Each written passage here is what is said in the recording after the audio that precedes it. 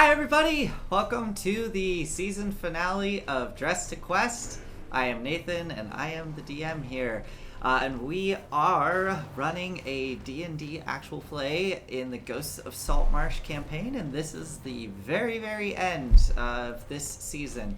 We'll pick up another season sometime soon after this. I'm sure it'll be announced on Gen Con and on social media. But yeah, thank you for joining us for the final episode. And with that, let's do some player intros, starting with Torrens. Hi, I'm Torrance, and I play the role of Roland Silstein, the High Elf Bard. And that's College of Glamour, if that was not blatantly obvious. Amazing. And next up, we have Chris. Hi, everybody. I'm Chris, and I play Ayize Marley, a human Termesian wizard. And we're gonna have calamari tonight. We are! I hope so. Next up is Eric. Hey guys, Eric Wahlberg. I'm playing Volric the Grey. He's a 7th level Rune Knight Fighter, 3rd level College of Swords Bard. Not as glamorous as Roland, but he is a bard too. Volric maybe could be as glamorous. You were doing some nice poses with Roland. He had a good voguing lesson. Yeah, he did really well. He's on an upswing. Yeah. And last but not least, Space. Hey guys, I'm Space. I play Aspen, the Asimar Divine Soul Sorcerer. And let's get into it. Yeah, indeed. We should do the recap. Scottish Chef. Hey everyone, fried calamari, baked calamari, calamari scampi. Yes, all of it will be had if you can manage to defeat this thing. Well, with that in mind, let's jump on into the recap. So, last we left off, our heroes had dove down into an abyssal trench to find an ancient ruined city overrun by denizens of Tharizdun. You all saw at the center of the city there was an ancient crumbling ziggurat with tendrils of dark energy spilling out of the cracks of the top of this structure.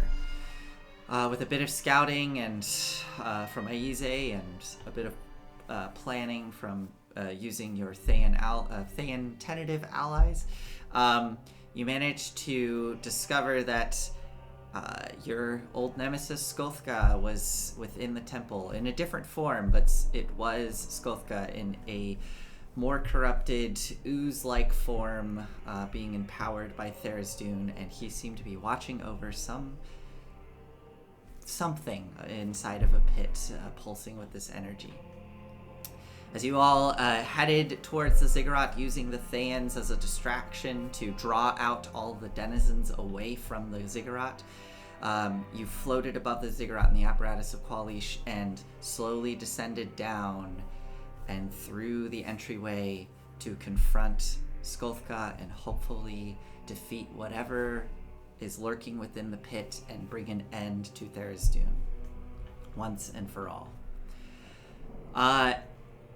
You fought Skolthka, indeed, and as you were fighting Skolthka looked back at the pit periodically, warning you that you've awoken the child, and as Volric dealt the final killing blow to Skolthka, rending his black gooey form in half, eyeballs and mouths chittering and looking about, the eyes all looked towards the pit and the mouths smiled and informed you that the child was here awaiting to meet you all.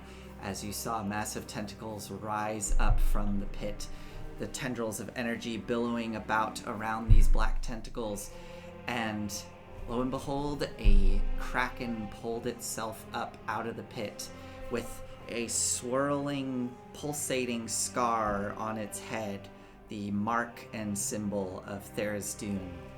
This kraken looked about at all of you there, and you all heard a voice burble into your minds. Yes. Why don't you run? It makes it much more fun. And as this Kraken revealed itself, we're gonna jump straight into the combat here. So, with that, let me see here. I'm gonna change this over. With that, you see this massive creature there, pushing itself up out of the pit. It is now the Kraken's turn. So, the Kraken, its massive eyes scanning the room, sees you all and is going to jet forward. You all can feel like a wake push forward from the mass of this creature as it comes barreling down on top of you all, pushing up into you, Volric and Duthine. Some of these massive tentacles, almost the size of tree trunks, slamming into you, and the tentacles themselves whip out. One of them is going to go for you, Volric, and the other. As that tentacle's approaching me, I say, "What's cracking?" That's it. All right. Well, then the tentacle is going to attempt to smack you. And the other. Advantage. Retaliation. Oh yeah, with retaliation. advantage. With advantage. No. And retaliation. Yeah. No, but it was going for you. The tentacle goes to smack you, and the other one is going to whip out and try to grab Aize. Here they come. We'll start with Volric. Right. I bring that shield up. I'm turtled up. Okay, I believe a 20 will miss because you. Right. What's your armor class? My 22. shield. 22 with that shield. So yeah, comes quite up. literally. The weight behind it is massive. You feel yourself being pushed back in the water a bit as it slams into you, and you can see peeling up over the side of the shield the tip of the tentacle, and each sucker has these small barbs, what you thought at first, but you can see at a closer glance they are essentially tiny mouths that are kind of trying to latch on to your shield and you. The other tentacle is going to whip out straight towards Aize for another 20, dirty 20. Oh wait, Aize, do you have something up, right? Like mirror image or something? I have mirror image up. 1 sec. Let me roll the d20. Ah, nice. 7. So It misses. It misses. Okay. So whoosh, slams into one of the mirror images, which just dissipates. Aize, this tentacle was inches from your face as you watch one of your images dissipate, and as it pulls back, you feel the weight behind it, the rush of water. That was the Kraken's. Let me see. Yep, that was the Kraken's turn with those 2 tentacle strikes. Missing both, taking us to Aspen. So do I have like full cover right now, or at least partial cover from this thing? You have 3/4 cover currently, yes. Okay, so I'm gonna pick my head out just a little bit Mhm. to see how close it got. Mhm. I'm gonna no. And I'm gonna do a chromatic orb at 4th level. Okay. Let's go. Yeah, do it. Yes. Wait, hold on. I think I might mess that up. Okay. 4th level. 27 to hit. 27 to hit. Oh yeah, definitely. And that is altogether 36 damage. What type of damage? Acid. Acid damage. Okay, yeah. What does it look like as it splashes? You said 36? Yes. 36 I think damage. I did that right. Okay. Yeah, what does your chromatic orb look like as it splashes over the Just side of this creature? Just a glob of purple. I like lob it from where I'm at because I don't want it to see me, so I'm just like, ugh. Okay. And it's like a glob of purple just splashes on it as it starts to melt. All right, as that glob of purple hurtles through the water and splashes over it, all sticks to the side and starts to burn through its hide. But it seems fine as it's just kind of. One of its eyes, though, you see it shifts and looks right at you, Aspen, as you pull yourself around that column. Anything else for you, Aspen? Yes, I would like to quicken that and do Soul of the Dead. So that is a DC 18 Wisdom save. Okie doke. Here we go. Miss. Wow, is a 9. Yay! Hey, Let's go. Yeah. That is 2d12. We are what, level 10? Yeah, that's 2d12. Damn. Oh, Okay, Could've 12. been better. What kind of damage? this is necrotic damage. It goes off I guess now it's probably not the brand of Zariel, right? It's probably the brand of Torm that flashes over the side, probably almost like superimposed on top of the symbol of Tharizdun, this purple brand of Torm, a gauntleted fist, and it has no effect on the Kraken as it your gods have no power here. Anything else Whoa. for you, Aspen? Yeah, I'm gonna just tiptoe back around the corner.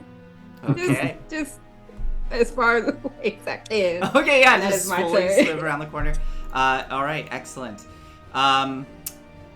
If that's it for you, Aspen, at the end of your turn, it's going to use a legendary action, and you watch as the kind of lower half of the Kraken, all the tentacles kind of retract in, and suddenly there's this jet of black ink that just shoots out and fills this entire area around it, and anything within this circle is considered heavily obscured.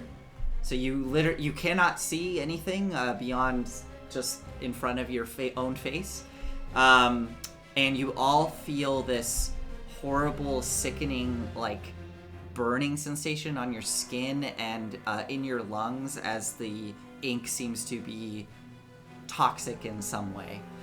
And you all hear that chuckle once more. There's still time to run. All right, taking us to Roland. Let me check something really quick. Oh, yeah, okay, so Roland, it is your turn. You cannot see anything. Lovely. Let me see here. Does change what I was gonna do a little bit, but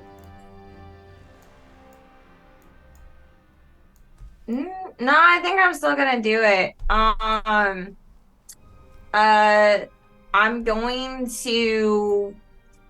going to cast. Roland's gonna cast Shatter.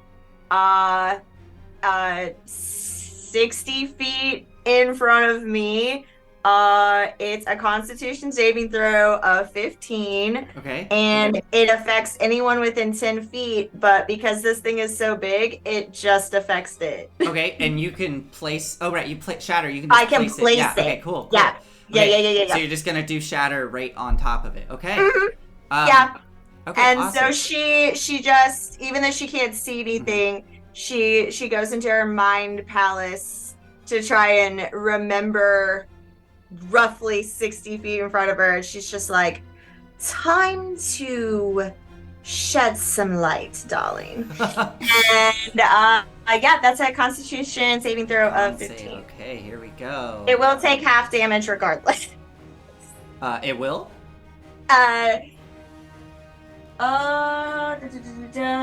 Usually it's half damage for saves like that. Yeah, if it makes a save, it'll take half, but if it fails, Yeah. it could take full. Yeah. So if it passes, Yeah, it got it. Yeah. Yeah. Okay, it got a 19, so it succeeds. That's fine. As it, there is a brief moment where Volric, you can just barely see it for a second as the actual ink is displaced from this small explosion, but then the ink seems to fill back in, obscuring it once more. Go ahead and roll that damage. So it's 10 half to 5, Okay. and that's thunder damage. Okie doke, let me check. Yeah, that 5 damage to it. Okay. Anything else for you, Roland, as that explosion goes off? I mean, I can't see, so I'm just gonna stay right here, I guess. Okay. as you're kind of floating there, you feel that ink pressing on you, feel your skin burning, your lungs burning. At the end of your turn, I need you to make a Constitution saving throw for me. Okay, I will go ahead and do that as I don't have any bonus actions to take at this time. Let's see here. Why so slow? No. That's bad. Oh, I'm so sorry. That's okay. You take 6 points of necrotic damage as that necrotic ink starts to fill your lungs and burn your flesh. And I believe That's okay. all She's still doing all right. She's still yeah. And you aren't concentrating on any spells, yeah, because you lost concentration on last one. Okay. Yeah. Nope. Awesome. Okay. Duthine, Duthine's turn. She's. Does she need to see a creature in order to do? I don't.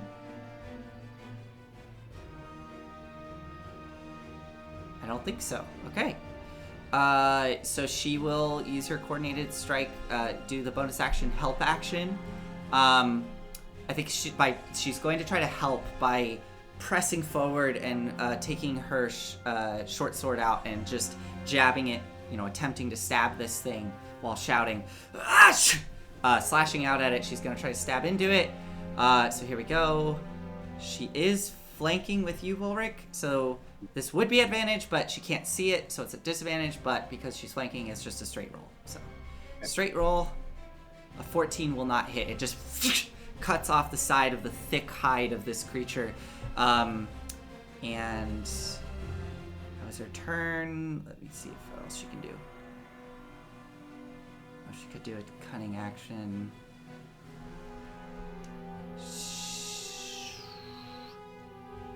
No, she'll stay where she is because she knows that you're there, Volric. She's going to stay where she is, hoping to give you advantage on your attack. And so at the end of her turn, she has to make another saving throw. Or she has to make a saving throw. Con save. Here we go. Oh, she fails. So she's going to suffer from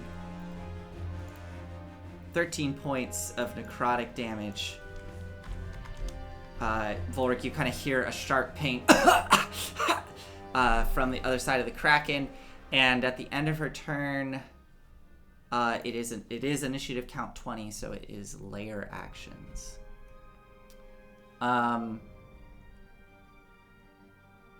Question. Yeah. I have dark vision. Does that actually allow me to see through this? No? Okay, I'm just making sure. Covering bases. Yeah. Cool.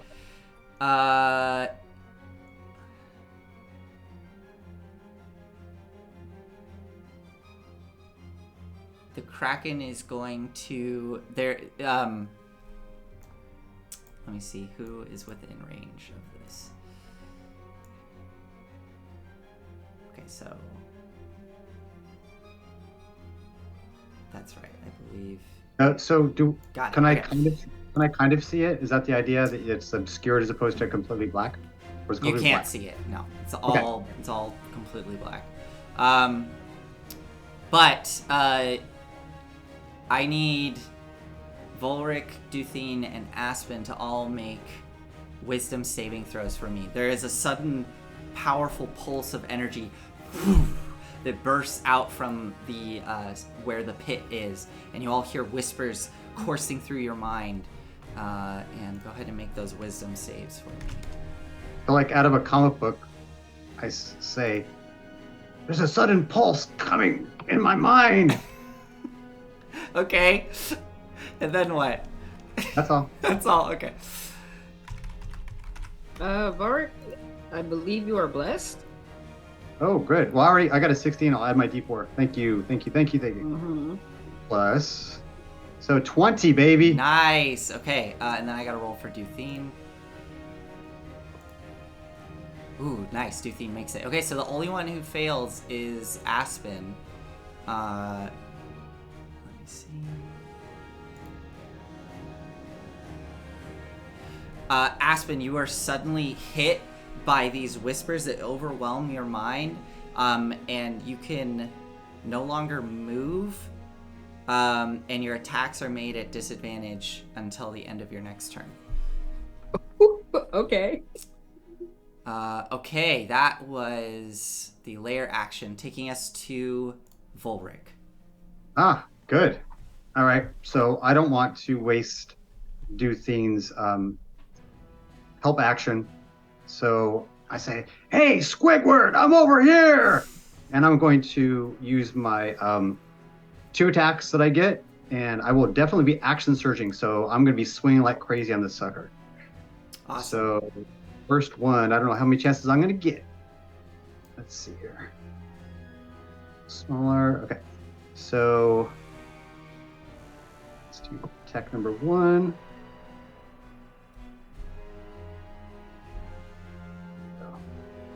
And plus a D4 because of my bless, thank goodness. Awesome.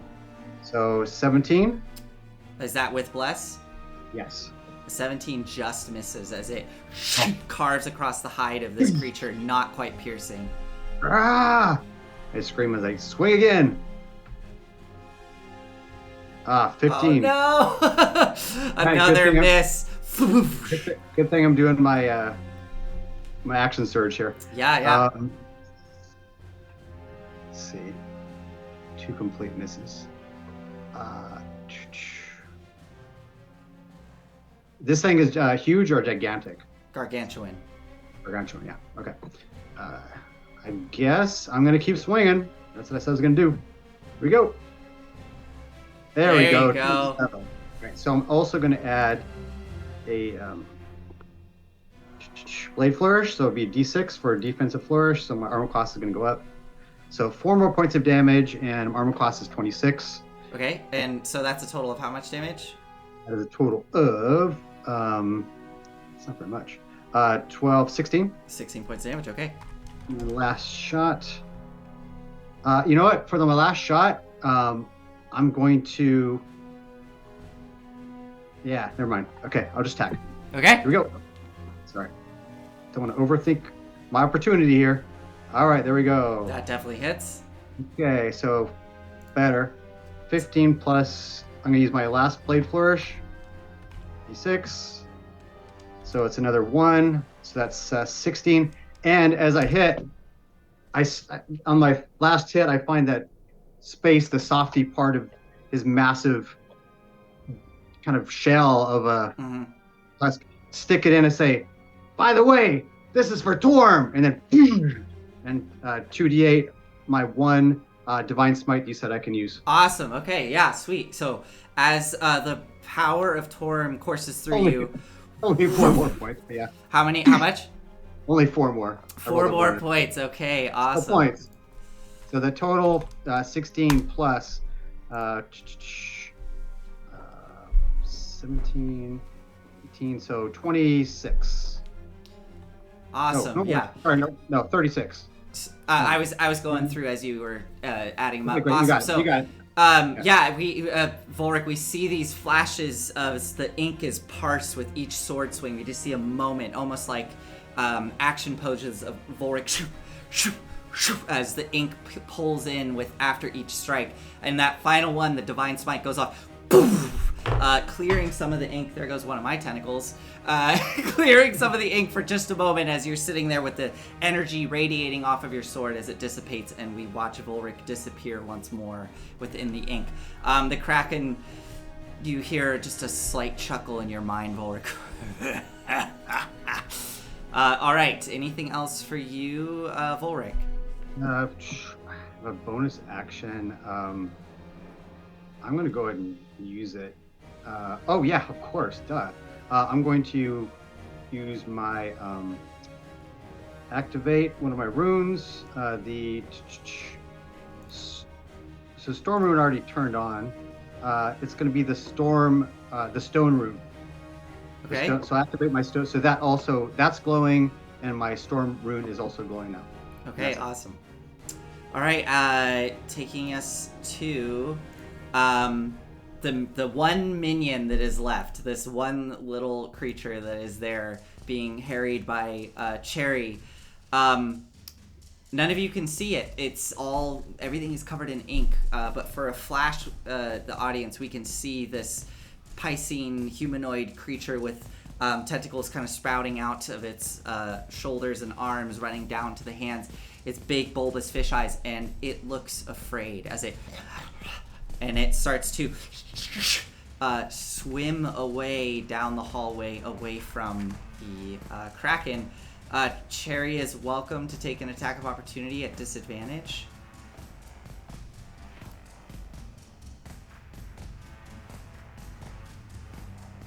It is if you would like to do that, Aize. Or are you going to let it swim away?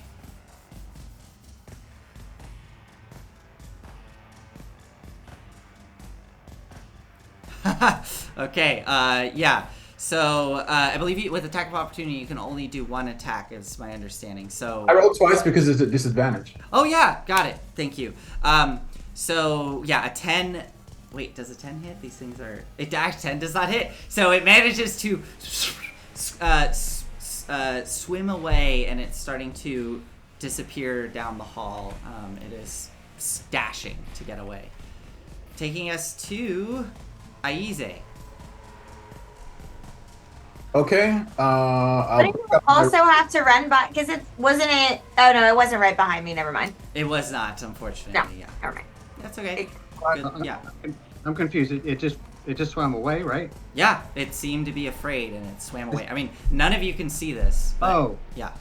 I'm so stupid. I thought you were talking about the Kraken. I was like trying to figure this The out. Kraken, Okay. yeah, the Kraken. It says I'm done. Yeah, I'm done. This big. You know what? Not worth it.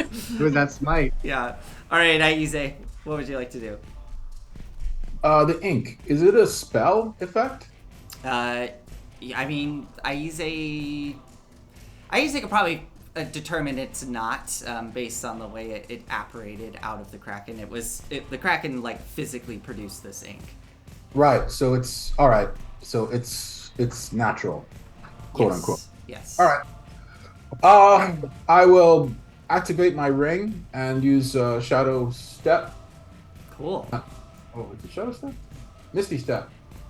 And go over here. Boink. Okay. Archive, move towards the last location you saw the Kraken, please. Yes. Okay. Archive will. You can go ahead and move Archive as Archive drifts and then eventually through the ink, kind of bumps into the side of the Kraken. Charybdis, run to the last location where you saw the Kraken and beat the snot out of it. As Charybdis pushes through the ink towards the Kraken. Hang on, I just want to place her. Yeah, go for it. There we go. That way she can get advantage with Duthine. Okay. All right. All right. DC 18, huh? Or arm plus 18, huh? That's great. Probably has all the hit points in the universe too. Okay, here we go. Lick him, Charybdis. So she's going to. I guess he's too big to engulf. All right. Slam attack. It's very big. Go for it. Yeah, so these are straight rolls. Yeah, because disadvantage for the obscure and advantage for Duthine. Second slam attack. So I see a 13 and a 16, or no? Sorry. Yeah, okay. 16 and a 25. 25 hits. All right, so she hits him for 13 points of damage. 13 points of damage. Are her weapon strikes considered magical? That's your call, sir. I don't think they are, because normally it says, in stat blocks, it'll normally say, like, their weapon strikes are considered magical. I usually see that for, like, demons and devils, so... Okay. I don't think it is. Okay, so that is just regular bludgeoning damage. So that is halved? Yes, that is halved. Okay, so how much damage? 13. Okay, so 6 points of damage. Slam into the side of this thing's thick hide. All right. That was Charybdis. That's my turn. Oh, wait a minute. I can swim. I can move too. Oh, nothing for Archive? Yeah, I did. I Okay. moved up. Got it. Okay, that's your Archive. turn. Yeah, Archive's my spotter. Excellent. Archive, Oh, right? that reminds me, Volric, at the end of your turn, I need you to make a con save for me because you are still in the ink as it's starting to burn your skin. What if I just want to take the damage? Oh, you can. We can do that. I mean, I was just asking. I'm not going to though. Okay, so con saving throw. All right. I love Aspen's bless spell because I need it. Okay, con save. Go. whew, nice. Plus that. Okay, I think you still take half damage. Let me just make sure. Yeah, so you still take half this damage. So what would have been a total of 15 points of damage is reduced to 7 points of necrotic damage. As the ink starts to burn at your flesh. It's burning at my flesh. Oh, and Cherry, yeah, Cherry needs to make a con save as well. What's the? I mean, she's immune to a bunch of stuff. If It's necrotic damage. Is she immune to necrotic? No. All right, so make a con save, and we will see what happens.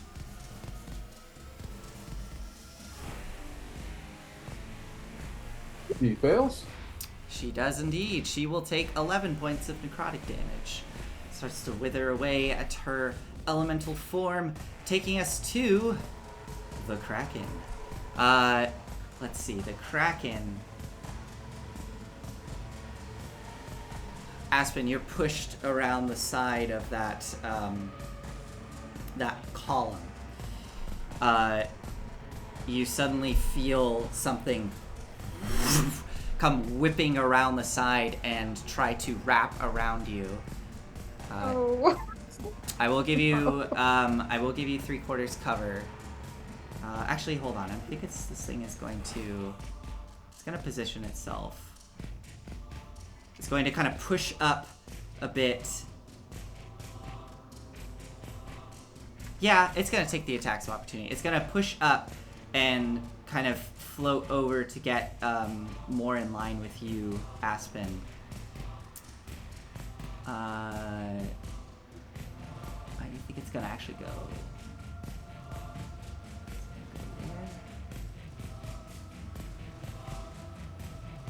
Oh, Aize, at the end of your turn, sorry, I just saw where you were on the map.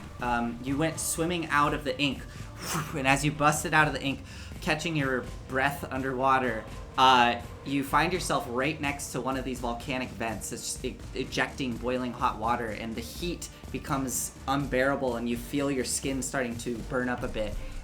You are going to take a little bit of damage just by ending your turn next to one of those volcanic vents. Here we go. You take 3 points of fire damage, and I need you to make a concentration check. Yeah, okay, the Kraken is going to swim over here to get... so go ahead, let's do the concentration check first for Aize. Hold on. Oh, uh-oh. I'm blessed. You're blessed, that's right. Oh no, that's an 8! I will burn my luck point. Well, don't you have Warcaster? Oh yeah, I have Warcaster. That's right. I'll roll again. I shouldn't have said anything. I should have let you burn your luck point. And I'll add a D4 to that. Yeah, I mean, you're good. You just needed a 10. Alright, as it pushes away, going towards Aspen, both Volric and Sherry get to make attacks of opportunity, just straight rolls. Oh, straight rolls. Not Duthine? Not Duthine. It's still within her threatened range. Not disadvantage? Oh, how does that work with attacks of opportunity? I guess Same. the same? Should be same. I mean, it should be. Okay, That's up to you. so then go ahead and just straight roll. That's fine. Oh, straight roll? Okay. Straight roll then. Here we go. I mean, you're flanking with Duthine. Oh, that's right. Yeah. Of course. Yeah, of course. Yeah. A 13 will miss, and 18 will hit. So that is 9 points of damage? It is 7 points because I cannot use my giant smite on this attack. So carving into it. It pushes off and swims towards Aspen. I poke at it as I sense it kind of moving away. I say, "Hey, where are you going?" And it's now going to actually swing its tentacle at you, Aspen, for just no cover. That's a 21 to hit. You can't even shield that. You can't Yeah, shield it. hits. Okay. So it slams into you, knocking the wind out of you as it pushes you up into the column. You actually feel the column crack under the power of this thing, and you feel it wrap its tentacle around you and grip you tightly. You are now grappled and restrained, and you take 12 points of bludgeoning damage. Okay. 12 points. The other tentacle is going to swing for...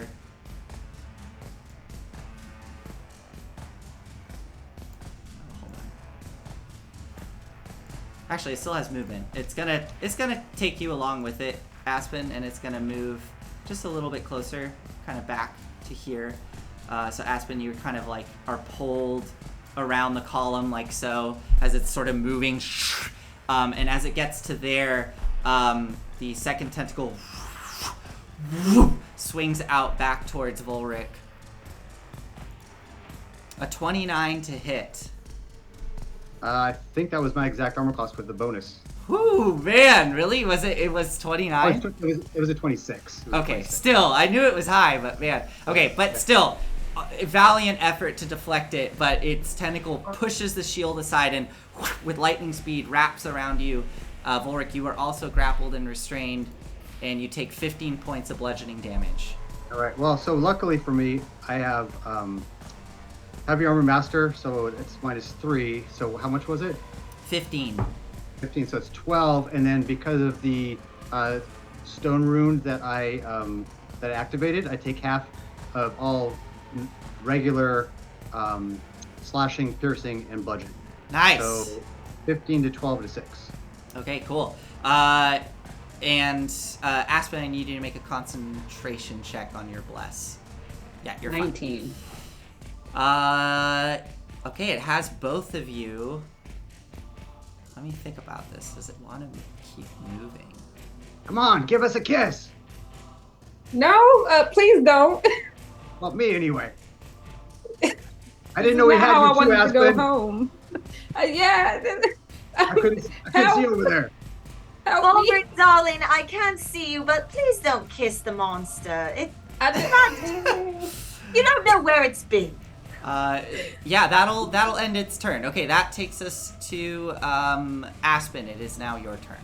Okay, so at the end of his turn, Yeah. I'm going to use my my reaction. Okay. So I was getting all mixed up. So it was the storm rune that I activated right before we ended last session. Okay. This it was the heal rune that does the half damage thing. Okay. Those are the advanced ones. Now my stone rune is the one that glows. At the end of an opponent's turn, I can use a reaction to make him make a saving throw or be frozen in place. We've got to use this one before. Okay. It's a wisdom saving throw. Wisdom saving throw. Okay. Which I know he's going to burn 27. a legendary. Okay, so he doesn't need to. So he resists 27. it. Yeah. 27. Holy shit! As you guys are fighting a true legendary creature here. So as you release that magic, it just washes over the creature with nothing. And you now feel those tentacles tightening their grip around you, and you start to feel all the little mouths on the end of the suckers starting to bite into your flesh or your armor. Kisses. Yeah, giving you kisses, and that takes us to Aspen. It is your turn.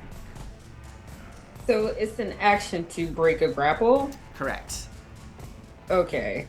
And I can use either my acrobatics or my athletics? Correct. Both are trash. So I will try acrobatics. Okay. 13. No, it is. These are like tree trunk sized tentacles that are just starting to squeeze you tight. You are trying to push off, and it is not budging. Okay.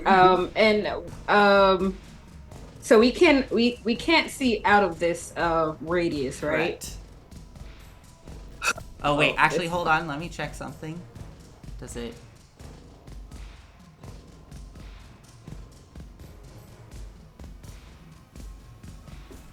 The ink cloud disappears at the end of the Kraken's turn, so it is gone as it dissipates.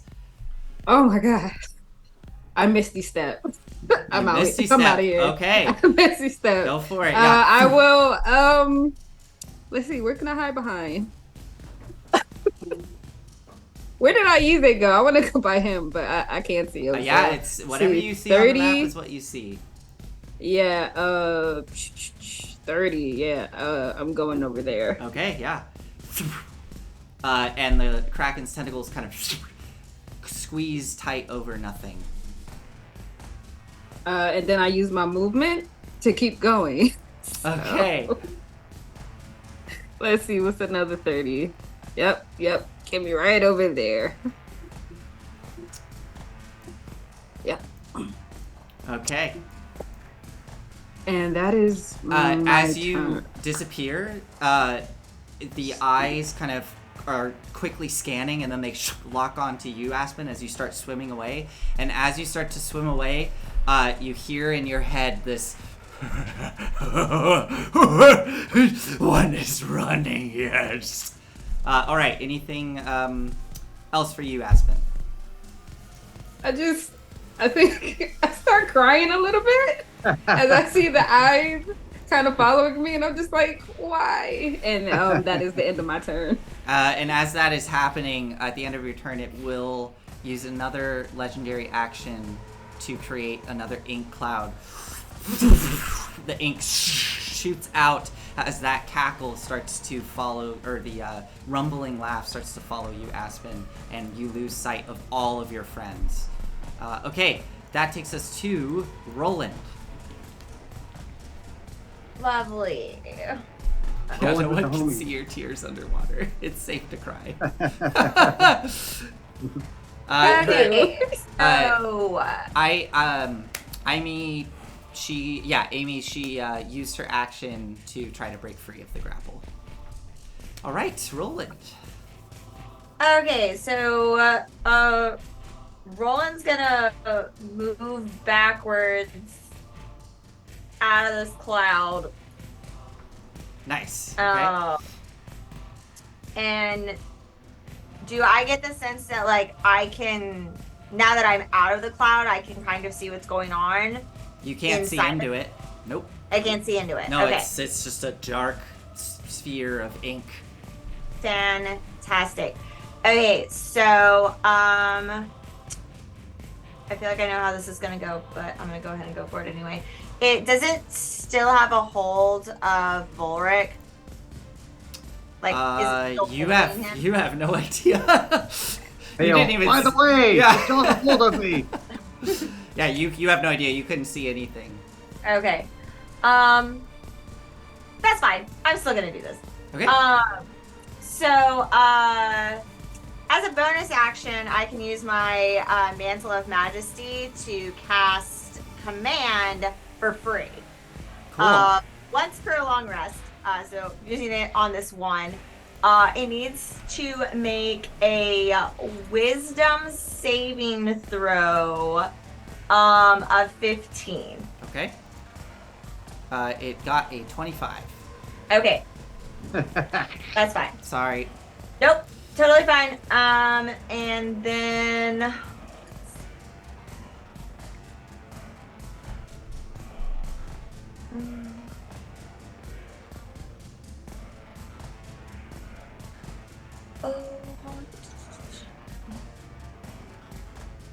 all right, then we're going to cast Vicious Mockery. Okay. Yeah, so once again it needs to make a wisdom saving throw of 15. I think.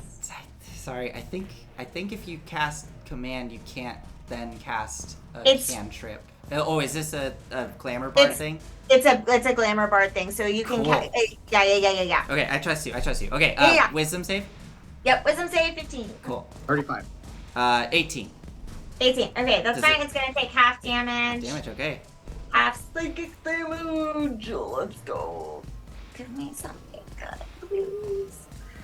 So she just starts like muttering in her mind palace, and she's like, "You weren't even the first chosen Kraken.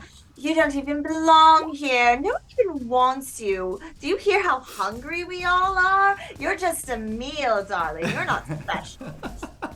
And that's going to be 2 points of psychic damage. 2 points psychic damage. It is resistant to psychic damage, so it's 1 point of psychic damage. Sorry. Fine. I at least told it how I felt, and it knows that it's true. Yeah. You just hear the voice come back into your mind. Oh, I am very hungry. I'll find you later. All right. Anything else for you, Roland? That's it. Okay. Taking us to Duthine. Duthine will do the coordinated strike again. She'll strike out. Ooh, she can't get it. Oh, she can get advantage with Charybdis. Okay. So she'll get into position, strike out with her. So it's 5 feet of movement. Strike out with her short sword. Straight roll. It just hits with an 18. Dealing nice. 8 points reduced to 4. And then she gets her coordinated strike damage, which is an additional 5 points of damage. And she just is shouting into the ink. Ulrich! I believe in you! I know you can do it! Then she's going to use her bonus action to disengage and swim away. Yep. And she shouts, "I can't stay in here! The ink is eating me alive!" Oh, run! I agree. This kind of sucks. So she's going to 25 feet of movement, swim, and burst free of the ink. Aspen, you see Duthine burst out of the ink, kind of out of breath, short sword drawn, trying to get away. The end of her turn on initiative count 20, the layer actions trigger, and let me check this one. Yeah, the Kraken's voice goes into all your minds. Oh, come to me, little fish. Come to me. And you all suddenly feel this current picking up in the waters around it. Starting to draw in towards it. I need all of you to make strength saving throws for me. No. Except for maybe Aspen? Oh, Aspen, you were just out of range. So you feel the current just kind of nipping at your heels, and you're able to pull yourself free. 18. 18. You just make the save, so you are able to hold yourself there as you're starting to get pulled towards I it. don't think so. You do still get pulled 10 feet towards it on a failed save, but not the full amount. So you get pulled back into the ink a little bit. Let's see, we got Volric. You actually didn't need to make the save, but yes, you are. I kind of figured I was already there. Let's just let him go.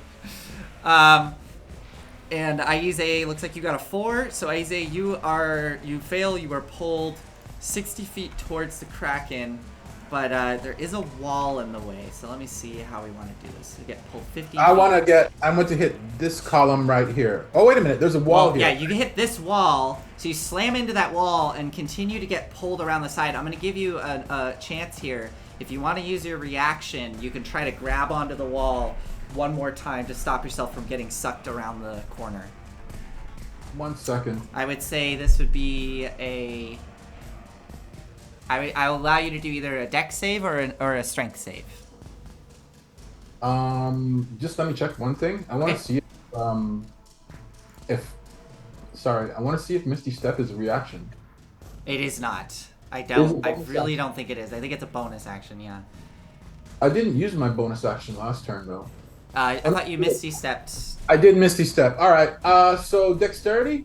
Dexterity's fine, yeah. A dex save to try to grab onto the wall and... Because Strength's not going to happen. All right. That's what I thought, and I got an 18, so you never 17, know. and I'm still blessed. You're still blessed! So With that's that bless, you just make it. Yeah. The save was 18, so you just make it, and your fingers grip onto the side, and we just see Aize getting pulled towards it from around the corner. Okay. That was the lair action. So, oh, Duthine needs to make the save. Let's see if Duthine gets pulled in. Strength save. No, she definitely gets pulled in and is pulled straight back into the Kraken, slamming into its side. Does Trib decide to roll as well? Technically, I think it's very good because, yeah, if it wants the water elemental close to it, I say go for it. Well, Cherry is actually. I'm looking. Cherry is already up against it, so yeah, she's just pulled into it. Okay, that takes us to Volric. So Volric, your attack range is only 5 feet, right? Yes. Yeah. So you are just outside of its attack range because the tentacle's holding you away from it. So I can't stab its tentacles? No, unfortunately, that would basically be trying to escape from it. So it would be doing the acrobatics or. Can you not damage the tentacle to remove it? I knew this was going to come up. It's Oh, not. don't worry, we're good. Yeah, it's not listed. I got it, bro. We're good. Okay. Yeah, I'm not sure because I know I agree. It's weird. No problem. I'll give you this. If you want to try to strike the tentacle, the AC is going to be higher to try to cut into it. Gotcha. Cool. Okay, I appreciate that. I'm not going to use it for this round because of that information. Okay. So, they say, hey, can you guys hear me? I mean, yeah, everybody can hear Volric shouting. Yes, Oh, I think darling, so. of course. Everybody thinks Kraken likes to eat people, but you know what their favorite meal is in the morning? Oh, What, please my don't dear? tell us. And then I do dissonant whispers, and my answer is oatmeal. Oh my god. Yeah, okay. Yes. Is that a wisdom save? Wisdom One save. of your for nothing. doesn't work. I'm doing it at second level, so I do a little extra damage. Okay. I got a 17? Probably. Hold on. I got a 16. Oh wait, actually, no, sorry. It would have been way higher than that. So, Okay. yeah, it would have. Yeah. So half damage. So half of this. All right. Oh, so God. Scottish 8 Jeff, points. Cracklin Oats. Wow. All right. Sorry, how much damage? So 17 points of psychic damage? 8 points because he made it. And then reduced again to 4 because he's resistant to psychic. Ah, All right, so it barely manages to push through the corrupted mind of this thing. Anything else for you, What? Volric? Yeah, actually, I'm going to go ahead and burn my reaction now, which is for my Storm Rune, where once per reaction, which is basically a turn, Yeah. make it re-roll its saving throw. Oh, okay, cool. Yeah. Ooh, it got a 12. Oh, we missed it. I'm trying to remember what happens with Dissonant Whisper. So it takes the full damage, and then it needs to run from you? It needs to run away. So my question is to you, Yeah. because forced movement, they're supposed to disengage the grapple. Uh-huh. So I don't know if we're going to have them let go and move away or not. So If it's forced movement, he would do that. But, yeah, I mean... Hold on, let me check something.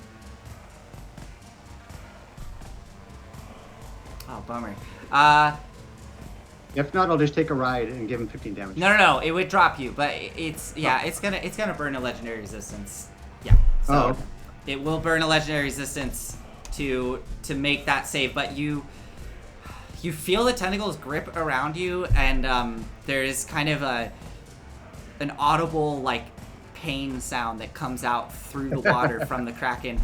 You swear to God, it sounds like a groan. All right. That was a good one, huh? You So- can find me at Dad Jokes and Dragons on TikTok. Oh my God. I will eat your TikTok. Anyways, so anything else for you, Volric? That's it, sir. That's it. Okay. Taking us to Aize. Oh, Volric, at the end of your turn, please make a Constitution saving throw for me. Yeah, I do have a thing. I have a bonus action. I'm going to go ahead and use my what's the word? The word is a second win. So Second win. Okay, cool. So after your second win, make that con save for me, and then we'll resolve that. Second win. Where are you? Right now. Let that click on it.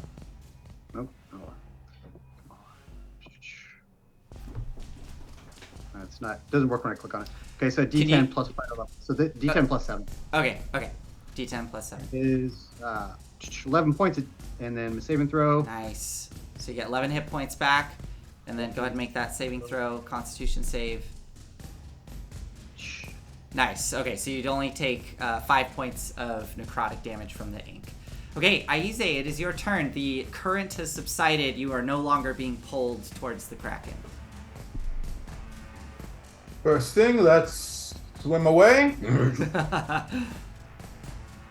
And you feel fine right there. The heat from the vent is not burning you. I take a close look at that vent. Actually, I'll go the full 30 feet. Okay. Yeah. I look through Archive's eye. Yeah, Archive can just barely make out the kind of hide of the Kraken. Okay. Just move a little closer, Archive. I know. I know you don't like it. It's quite all right. I'll do it for you, sir. Tell, Actually, I'll just yell, Charybdis, move. Southeast? No, southwest. Okay. Go ahead and move Charybdis. Actually, I can't move her any further because of where the hex grids are. And she'll try to slam him. And no disadvantage because Duthine's there. Correct.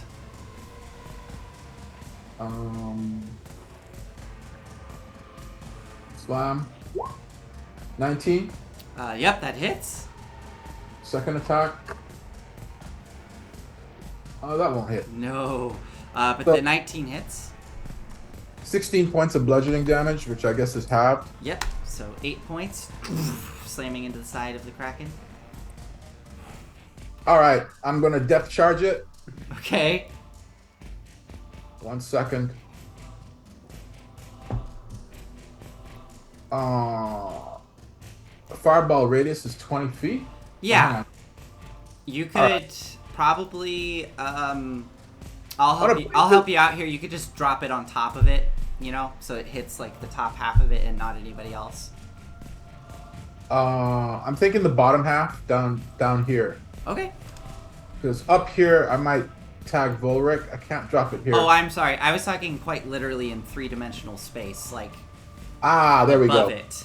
And yeah, regardless, there is a way to the geometry here to hit it and no one else, so that's fine. You whoosh. What kind of damage for the fireball? Depth charge. We'll use force. Force damage, okay. Well, it's immune to necrotic. Actually, no. I will use acid because I know acid works on it. Okay, cool. Uh, Giant acid explosion all over it. oh, come on. Oh my god, so many 1s and 2s. Disgraceful. Oh no.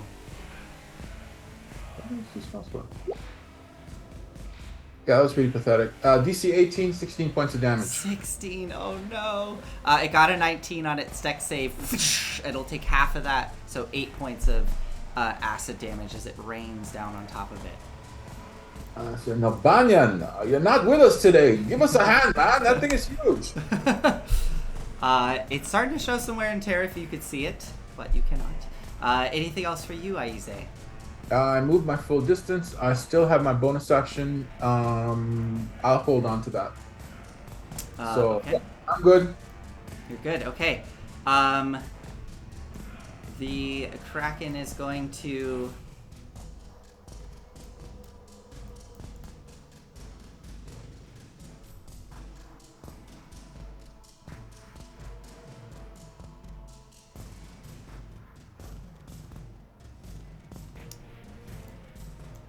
The Kraken is going to use its bonus action to dash. It has a bonus action dash called Flailing Scramble. And all creatures within 10 feet of it, when it does the bonus action. I will exclude you, Volric, because you're being held by it. So just Cherry and Duthine need to make dex saves as it bursts forward with immense speed towards Aspen. So Aspen, you watch as it comes bursting out of the ink cloud. So Cherry fails, and Duthine will also make a dex save. And she fails as well. But she has evasion, so she takes half the damage instead of full damage. As the tentacles lash out and slam into both Cherry and Duthine, dealing 11 points of bludgeoning damage. Duthine will take 5. And Cherry's immune. Resistant to bludgeoning damage. Resistant, okay, nice. So she also takes 5. And she is shoved 10 feet away. So she gets slammed into that wall there. And the Kraken goes barreling towards Aspen. I believe it has... Is that right? Yeah, you can get right to there. And as it comes barreling towards you, Aspen, it's going to lash a tentacle out at you.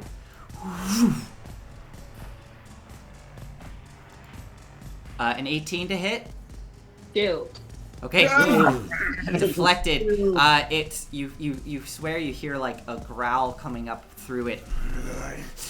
I cry harder. And another tentacle is going to swing at you. Oh, it's another 18. Slamming into the column next to you. Duthine will try to strike it as it swims away. Ooh, got a natural 20. Nice. Oh, yeah. So she does. She got a 7. She got a 7. Okay, so she rolled only a 2, so that's 9 reduced to 4. So only 4 points. 4 points of slashing, piercing damage, but not bad. Okay, that was its Kraken's actions and bonus action as it came bursting out of the ink cloud, slamming into the column there, trying to grab onto Aspen. Taking us to Aspen, it's your turn.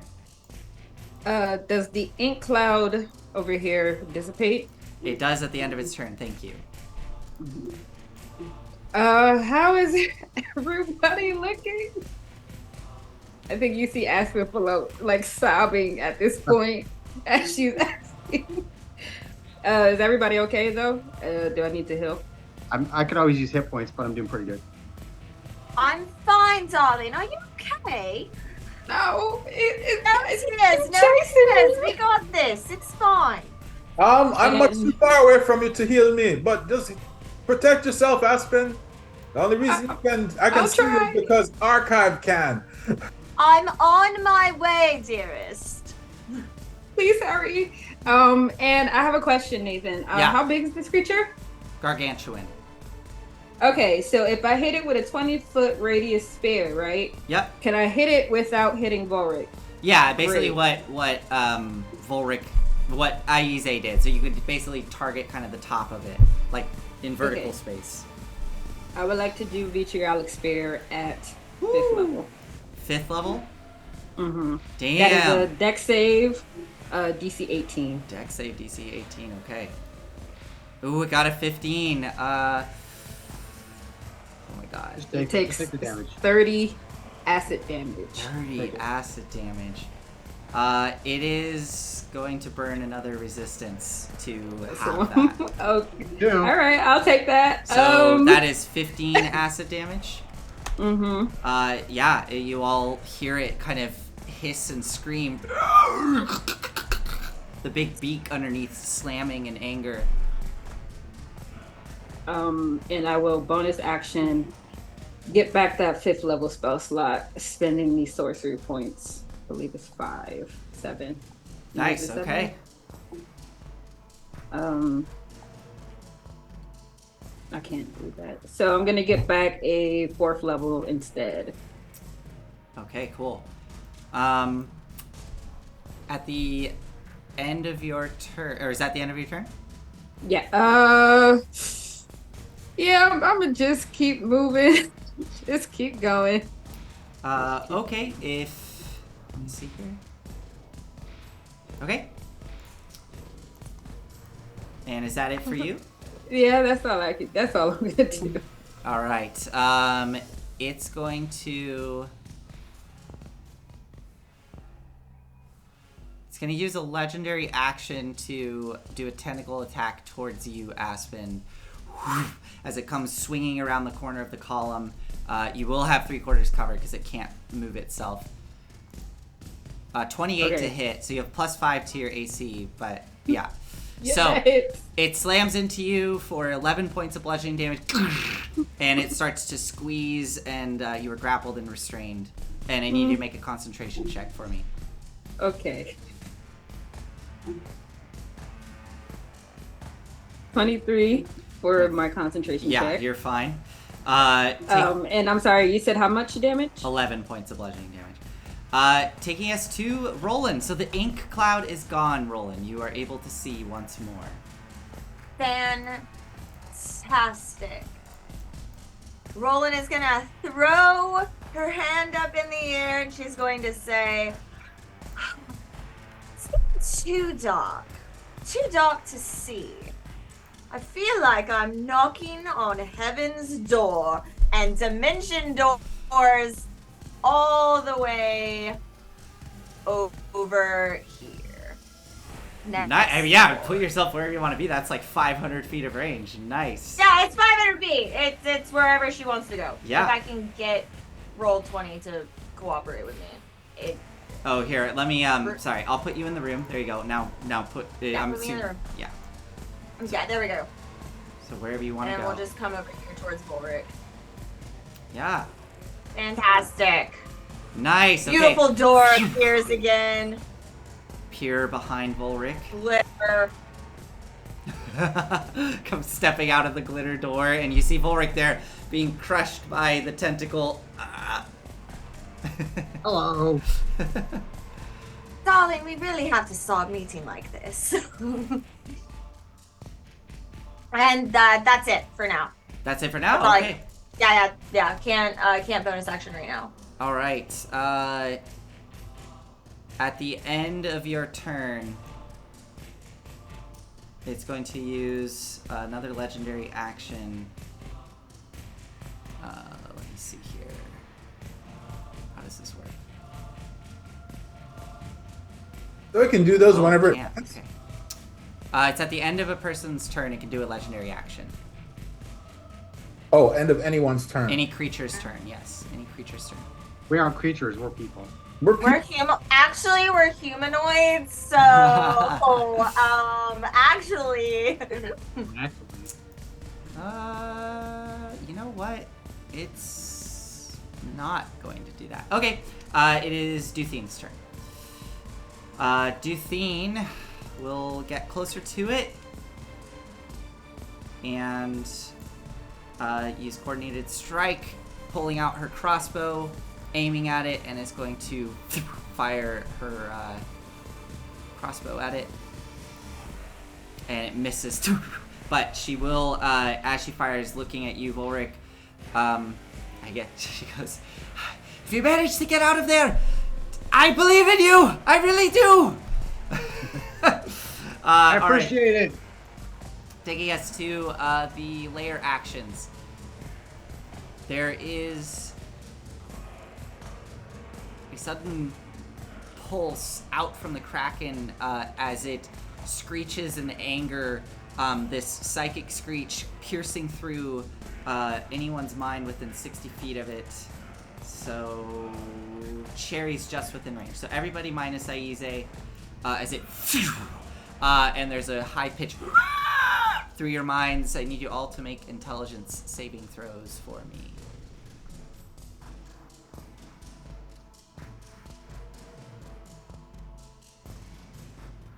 $17. That is a failure. Oh, shit. Yeah.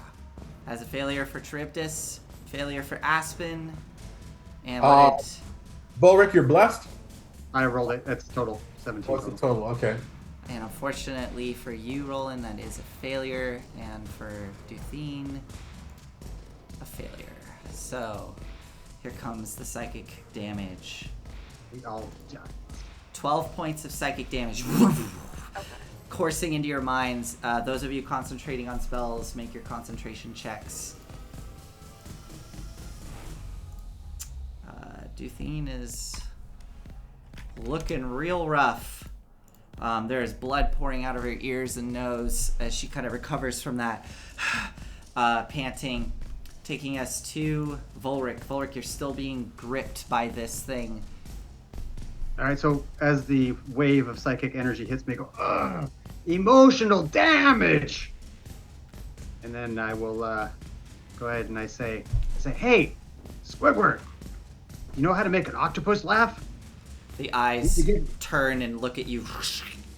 We need to give him, and then my dissonant whisper word, tentacles. And so, same thing. Okay. Let me see. Whiz save, right? Easy takes damage from that. Yeah. I think everybody took 1 point of psychic damage from that. All right. That's a dirty 20 to save. So I will use my reaction again. reroll again. Okay. Ooh, an 11. Ah, yes. He's gonna burn it. Oh man. This last one. This is. I say, you know you like it. You like this joke. Go ahead, laugh. Yeah, it's gonna burn the last legendary resistance to Awesome. not. There's a burbling in your mind of no, and it resists the vicious mockery, keeping its grip held onto you. It'll take 3 with its psychic resistance. 3 points. Okay. All right. Anything else for you, Volric? Yes, bonus action. I'm going to.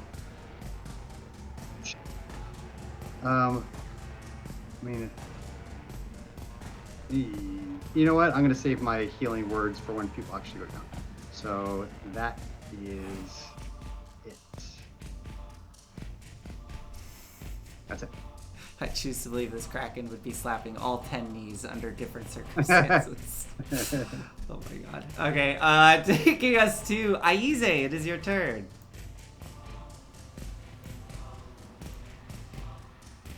I quirk a corner of my mouth and say, that was actually kind of funny. Tentacles? I'm sorry, Archive. All right. So quite all right, quite all right. Yes. This is a problem. All right. I'm going to swim 30 feet. And this is going to be strange, Nathan. Okay. Because I can, if Tribdus has to be within, it does work. Yeah. Is that 30? Yeah. Oh, okay. Doesn't Tribdus have like a 90-foot? It's 90 feet. Yeah. All right. I will direct Tribdus to go on this side. Okay. And actually, hang on 1 second. Oh, but is that where she was? She was right. Sorry, she was right here. Right there? Mm-hmm. Okay. Yeah, she can get there with 90 feet. Yeah. All right. And I say, protect Aspen. Okay, nice. And have her position there. Cool. Okay. I don't know. I'm pretty sure D&D doesn't have a mechanism for it, but the idea is I want the elemental to block. Block. Okay, I would allow for Tribdus if. Interesting. I would allow Tribdus to use her reaction to do something, right? If the Kraken does something to Aspen, we'll figure it out when it happens. But yeah. Right. Then I'm gonna drop a death acid bomb on her. Okay. Yeah. Acid bomb goes the off. Kraken, I'll place it over here, and so I don't catch. Little fireball icon's gone. Can you bring it back? Yeah. So that is I got a 19 on the dex save. Move that over. Oh, you want it? I got you like that, right? Or that. I do not want to hit anything but the Kraken. Yeah. No worries. You can absolutely do that. And I'm firing this from archive. Cool. Okay, so fires out and explodes over the Kraken. You got a 19? Yep. All right. Oh, that's much better. 25, So 12 points, yes? If we're rounding down, yes. 12 points of acid damage. It's looking hurt as it... and anything else for you, Isaiah? Let me think. Bonus Sorry. actions, movement. Actually, no. I'll save the bonus action in case it tries to charge me. You can't hold a bonus action, unfortunately. Oh, sorry. No, I can't. Oh, do I have second level spell left? No. No, I can't do anything. Okay. Never mind. Like, I can't cast the spell as a bonus action, right? No, because you already cast a spell, so no, unfortunately. All right, Unless then it's I a don't. cantrip. I think if there's a cantrip that's a bonus action, you can do that. But Oh, no. okay, it is now the Kraken's turn. Let me see something really quick before I do this.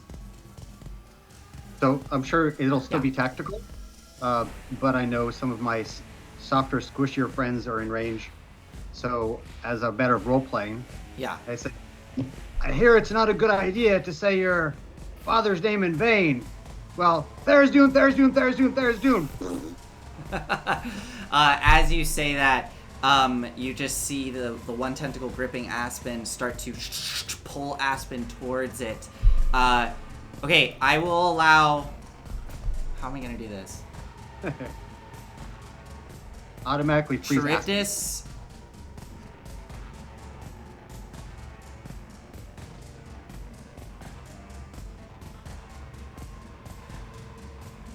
It's gonna... So it pulls Aspen, straight Aspen. You get pulled right up underneath it, and the massive beak that is under there, which is a good 5 feet wide as it opens up, opens up, getting ready to swallow you. It is going to bite you, but Charybdis, if it bites you, it's going to swallow you. It's going to pull you into its gullet. But since you had Charybdis do that, Charybdis can use her reaction to do a contested strength. It'll be like a strength roll. So let me do the bite attack first to see if it hits Aspen. So Aspen, you are grappled and restrained, so this is made at advantage. So a 29 to hit as you... the beak latches down onto you. You first take 20 points of piercing damage as it pierces into you. I'm down. You're down. Oh no. Okay, I'm down. so this is really bad. Charybdis has one chance here to try to grab onto Aspen's limp body and pull Aspen out. So go ahead and make a contested strength roll for Charybdis. I'm gonna roll a... I just rolled strength. Unless she has athletics as a skill, but otherwise just straight strength. And I'm gonna do strength for the Kraken. Okay, so you got an 18. Whew. Okay. Oh my god, I rolled a 12. This thing has a +7 bonus to strength, and I rolled a 12. So, so Aize, what does it look like? Aspen's body is starting to be pulled into the mouth of the beak of this Kraken. She is- Charybdis will morph around her because Yeah. elemental, she doesn't have hands. Yeah. And Charybdis will pull Aspen into herself. Oh, But- amazing. Crush her without crushing her, and then sort of spin Yeah. with Charybdis still facing, but rotating her body because she's amorphous and putting Aspen behind. Amazing. So Aspen's almost in like a little bubble of liquid, just like under the water. Charybdis' form kind of displacing the water, pulls Aspen out of the mouth of the Kraken, and the Kraken's voice pierces all your minds. No, my food. I hate you all. All right, that was. Let me see. I think that was the Kraken's only action because it did the bite attack. Oh, that would have been so bad for you, Aspen. If you had been swallowed at the start of your turn, you would have, which was next, you would have taken a bunch of damage and automatically failed the death save. Okay, so you are currently floating. It is your turn, Aspen. Oh wait, actually first... Does it want want to do? I think it looks furious at the elemental, and its eyes start darting around. Aize, are you just there in the corner of the room? You're kind of around I'm hiding behind this wall over here. Okay. Let me check. The only something. reason I'm there is so that I can maintain control of Cherry. Okay. But I'm looking through Archive, and Archive is over here. Okay.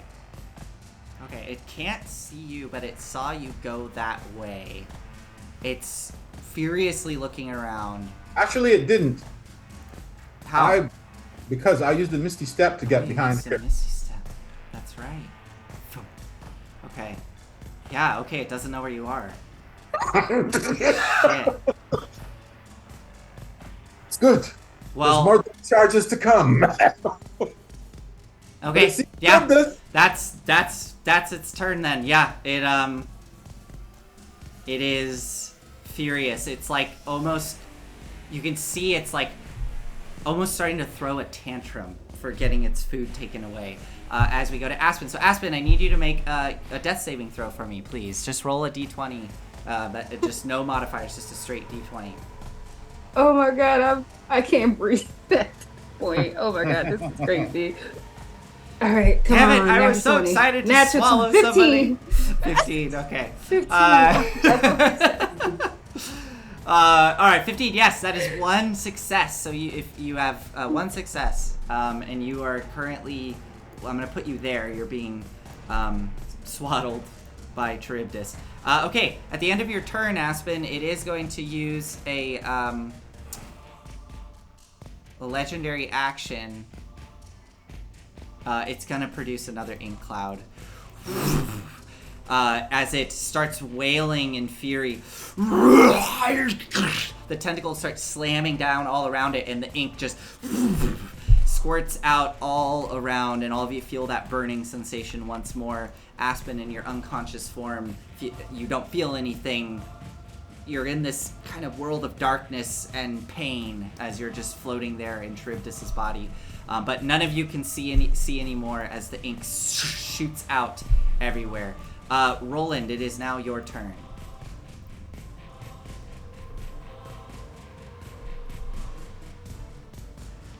Okay. This is just bad all around. Okay, let me see here.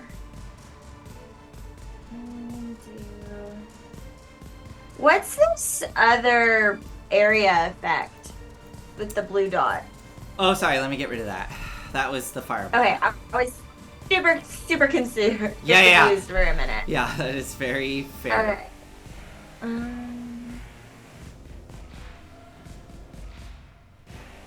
Alright, well, she can't see again. I did have a question. Yeah. All of these, like, runes and stuff that are in, like, the center, are those still there? Oh, yeah. Or did they go, they're still there? Oh, yeah.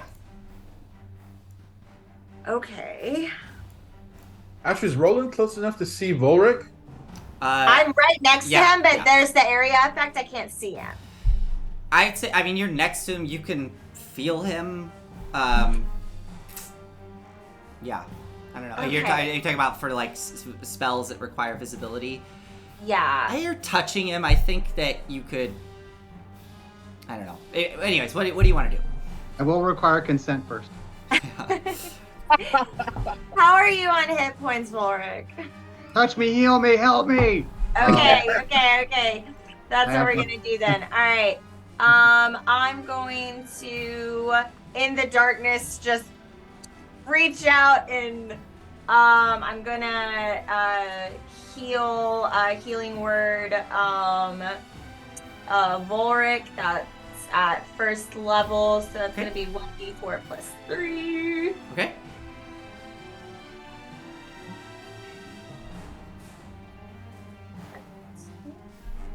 Five. Okay, 5 Alright. hit points. 5 hit points for you, and then I'm going to swim into the darkness away so that I can get out of this area effect, but also get close to what's her name? Duthine? Duthine. Yeah. Oh, yeah. Okay. And then that's can now that I can see, can I make a quick Arcana check really quick on these rooms? Yeah, go for it. Sweet. Fantastic.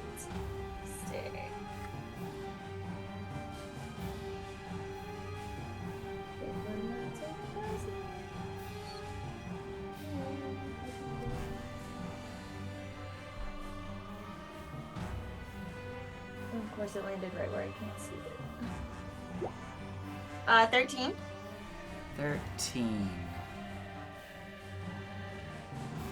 In the heat of the battle, you're not certain, like, Okay. what the exact properties are. I mean, you know that it seemed like when people got close to them that it was affecting them in some way. That's kind of the best you can gather. I can work with that. Yeah. And that's my turn. Okay, cool. It is now Duthine's turn. Duthine is so hurt right now. She...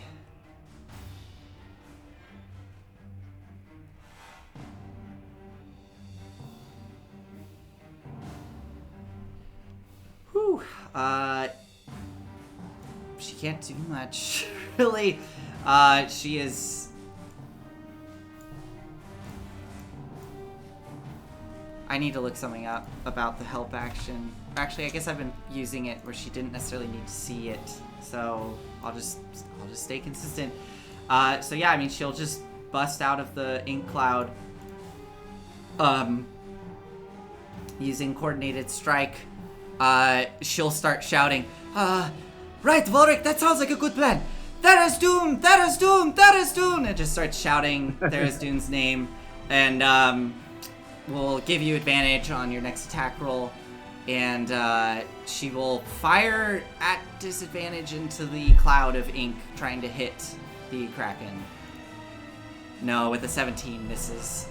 Okay, at the end of her turn, it is initiative count 20. Layer actions.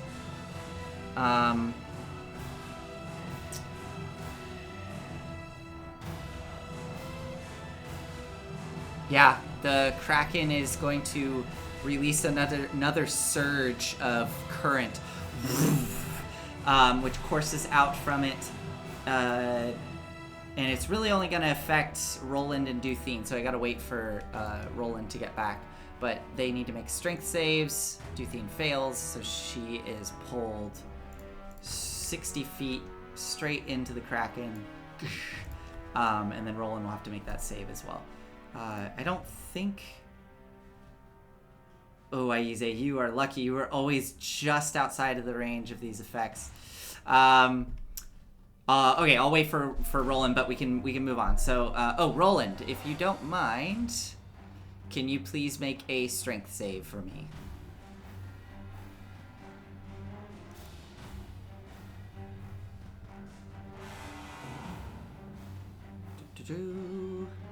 Oh god, no.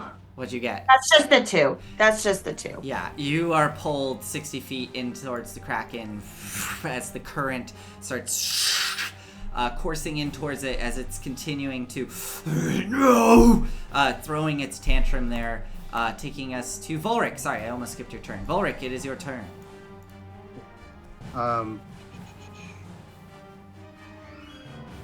Okay. So I say, I almost had you on that last one, didn't I? Oh god. You hear its voice. No! Shut up! Yeah. Stop it! You know, you're not the first time that I fought a Kraken. One time I fought with my wizard friend. Not that wizard friend, a different one. He cast Levitate. It was cracking up. And I do... Shut up! Tasha's hideous laughter this time. Tasha's hideous laughter. Wow, okay. Is that another wisdom save? Yeah. Oh, man. He failed. I rolled a 12. Then he starts to laugh.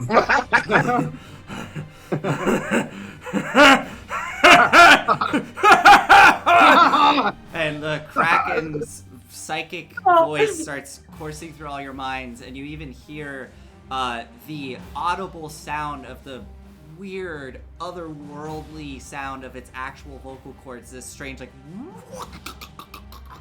as it's starting to laugh. And Volric, you feel yourself being like jostled around as it's laughing. My God. Okay. Of course. So what does that do exactly? It has to spend its entire turn laughing or something? Yeah, at the end of its turn, it can make another wisdom saving throw, or when it takes damage. Okay, got it. It also falls prone. It's immune to prone. Sorry. Oh, okay. It's a giant squid thing. Yeah. Or is it immune to prone? Hold on. Oh, it's not immune to prone. Okay, it's prone. The giant. It's kind of like. Yeah, it kind of.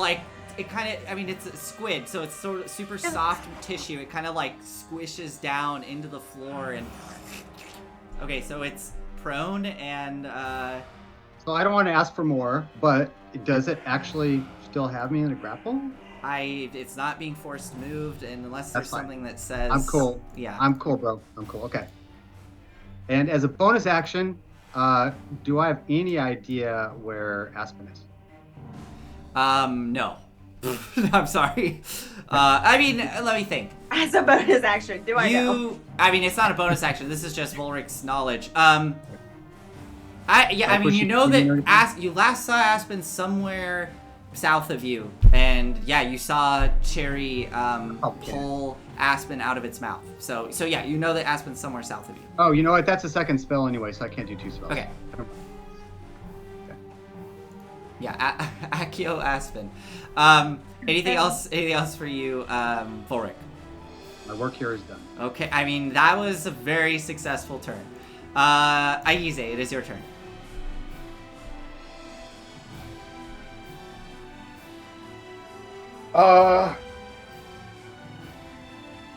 Let me think. I can't see anything. No, you cannot see it. That is correct. But I can have shuttered this move though, right? Yeah. Oh yeah, Okay. it can't take an opportunity attack. Oh my God. Can Charybdis carry Aspen to me? Yes. Yeah, and you know what? Because Cherry is a size large creature and a horse is a size large creature, she can just do that. There you go. Sweet. Alright, So- I'll have Charybdis carry Aspen to me. Okay. I'll pull Aspen over here. And I will use my... Oh, this is so pathetic. I will use my... You can do a medicine check if you want. Yeah. Is that what you were thinking, or? I have no modifiers in medicine. I'm a 22 intelligence. I don't have any medicine modifiers. I think medicine is a wisdom ability. Yeah. What the bonehead who thought of that? Can I stabilize her at least so she stops making death saves? If you make a medicine check, a successful medicine check, yes, you can. Oh, this is so sad. All right. Hey, I mean, it's like, if you have no modifiers, it's just like doing another death save. Oh, no. You burn are up. fumbling around in the dark in the water trying to save her. Yeah. I will use my first luck point. Okay, nice. Oh, so sweet. Medicine. There we go. Oh no, Well, unfortunately. it's funny. Give me a break. All right, fine. But I can't target it for any spells, so Can't see it. can't see it. All right, I'll have Archive move down a little bit closer, and I'll say Charybdis, block it. Okay. She already moved 90 feet up there, right? Well, I'll have her here, Uh-huh. so that in the doorway. Oh, I understand. Okay, cool. Okay. So right now, Cherry's a big plug. Okay, so she will hold her attack action or attack action if it moves closer. Oh well, hold on. Can we? Sorry to retcon, but could Cherry have taken, or is that an action to pick up Aspen and bring her to me? Yeah, I mean, No, I understand if it isn't. I just wanted to know if maybe Cherry could have gotten off some attacks before she brought her here. But Yeah, I think what you did is it makes like that is the turn. Like yeah, used All right, her no problem. action to pull Aspen all the way there. Yeah. I say, sorry, Mon Capitan. I was trying to stop you, but you're crushed and you're bleeding, and oh my goodness. All right. That takes us to the Kraken. So sorry, the Kraken spends its turn laughing, and then at the end of its turn, it gets to make another save. Yep. Okay. There we go. 25. So. Roll again. Oh my God. We use my reaction for the turn. How many of those do you have left? I can do for 10. So 10 turns is how long the rune lasts. Wow. Okay. A That's 19. 7 foot. Yeah, that'll be it. Yeah. So. I hate It was good though. It was good. You got to admit. And it's completely ignoring you. That was the end of its turn, taking us to Aspen. Make another death saving throw for me. Does the here? What was that? Oh, This the ink clears. That is correct. The ink clears. All right, come on. I never wanted a natural 20 more in my life. Okay. Natural 20. That's another successful save. So you're on your way to stabilizing. Also, folks, we normally take a break here at 7:30, but I would like to keep on pushing if our cast is okay with it. This is the big final boss fight. If you're cool with it, I would love to just keep going. Everybody good? Or do you need to take a break? Yeah? Nope, we're good. Do it now. I'm good. Okay, let's keep Do it it going. now! Do it now! Do it! Okay, let's not all start doing Arnold. Okay. Oh, yeah, I mean, I don't see why it wouldn't create another ink cloud. I'm sorry, y'all, but that is the thing that makes the most sense for it with its legendary action. More ink spraying out everywhere as it continues to growl at Volric. And yes, to Roland, it is your turn. You are in the ink once more next to this creature. It is right next to you. Fantastic. Okay, so you said Duthane's pretty messed up, point wise. Oh, yeah. Okay, fantastic. All right, so I'm gonna also go ahead and I'm gonna give them a second level healing word. Okay. Yep, so I'm gonna just roll that really quick because it takes 1,000 years. Second level healing word. Nice. Okay. That's 7 points of healing. 7 points of healing. Nice. And then I'm gonna skedaddle out of here backwards. Okay. Show me where you If go. no, I went out. Oh, hold on. Let me measure 30 feet. Well, before you move yourself, the Kraken is going to use its attack of opportunity as it's wailing and screaming. One of those tentacles lashes out right towards you to try to latch onto you. Okay. 29 to hit, so you are stopped dead in your tracks as it slams into you. And you hear the voice, "Where do you think you're going?" You take 19 points of bludgeoning damage as it wraps around you. And you are grappled and restrained. Anything else for you? Do you have a bonus or you already used your bonus action for healing word? Okay. Yep. Anything else for you, Roland?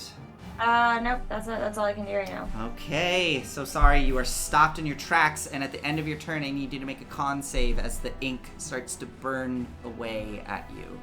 Alright.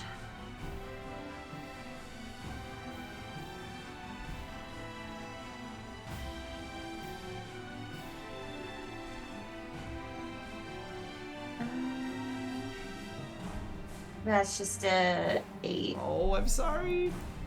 9 points of necrotic damage. You still up? Yeah, I'm good. Okay. I mean, I'm not great, but I'm still up. Okay. I'm I'm at 14 hit points. Yep, So. yep. And the Kraken's voice, if I can't have the priest, I'll have you. And the tentacle is starting to pull you towards the mouth, but you are still there for now. Duthine, panting, hearing you get grabbed by the tentacle. Oof. Yeah, she's gonna do...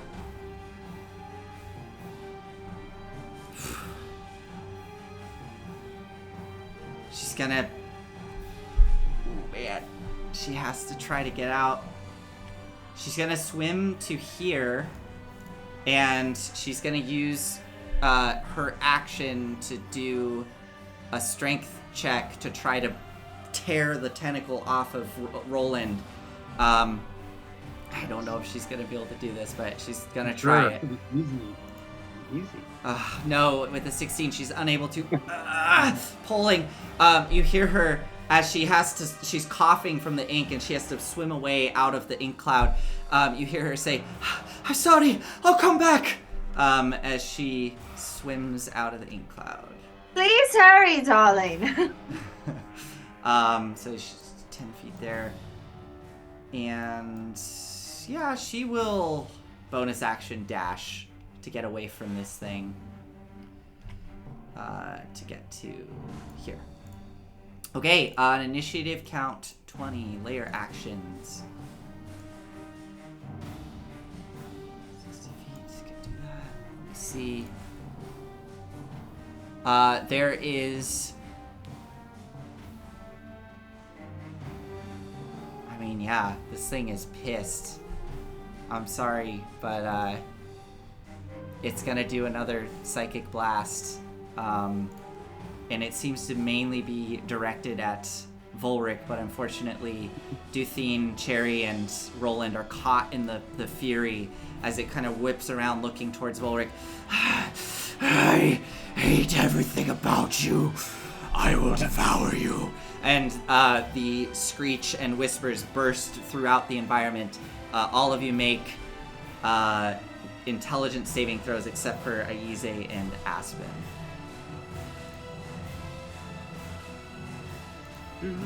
Oh no, Cherry got a 2. Ooh, Volric got a 10.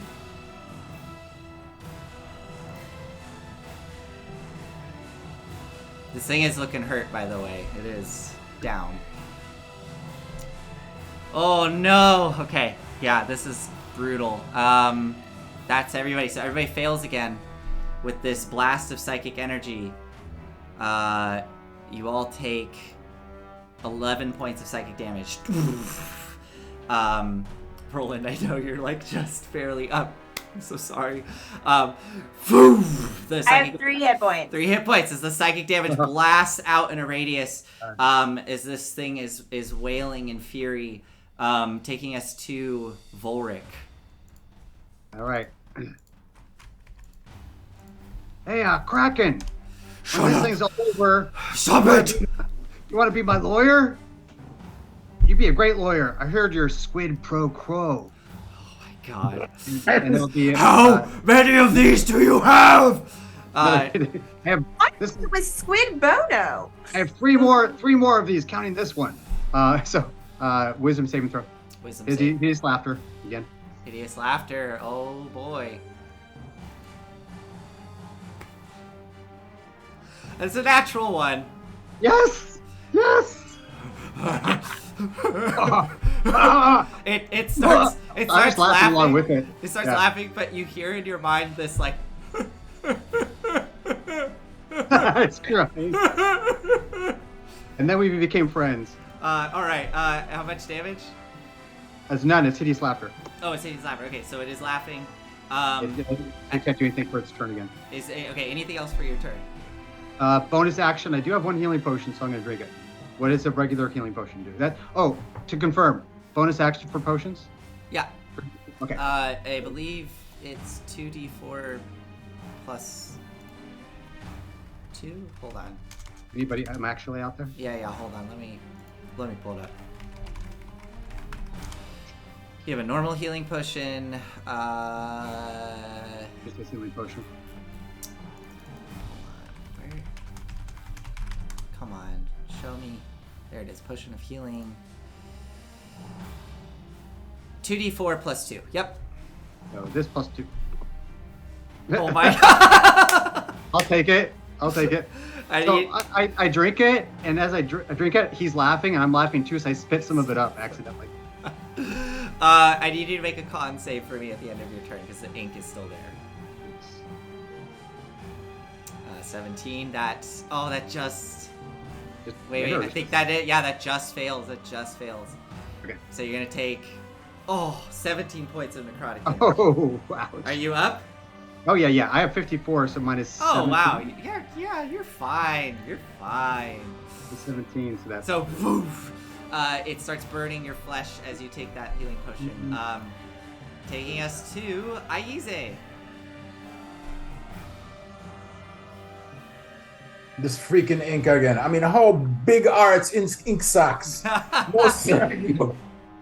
you're not even supposed to do that. Squid, not an octopus. This is silly. Oh, wait a minute. Well, no, never mind. I'm saving it for offense. I'm good. How's Aspen looking? Aspen. Aspen is starting to stabilize, but still lots of blood pouring out. I know the last location of the squid. All right, I'm gonna hang on 1 second. Sorry, Nathan. That's totally fine. All right. But I didn't see Roland trying to get away, right? You did, and then Roland did not appear out of the ink. Charybdis, go in a straight line towards that thing, grab Roland, and bring her back here. And I am going to activate my Pearl of Power. Where's my Pearl of Power? Oh, there it is. And a third level spell. Third level spell, okay. Nice. And you're sending Charybdis towards the Kraken. Yes, to fetch Roland. Excellent. So Cherry will go here. Oh, are you? I'll stop touching her. Okay. Oh no, sorry, I'm not moving her. Go for it. Do what you need to do. All right. So if she's going, wow, why is it being this way? I don't know.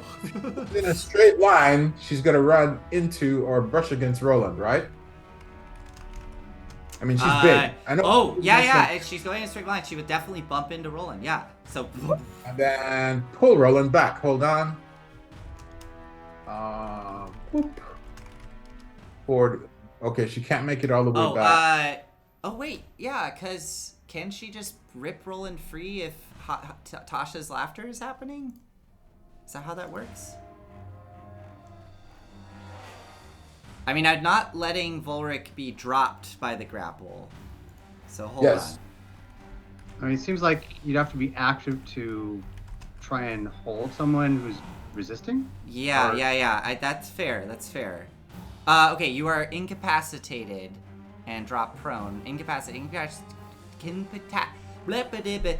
an incapacitated creature can't take actions or reactions. So yeah, it can't react to this. It cannot try to hold on to Roland. So yeah, Cherry can just pull Roland out of the ink cloud.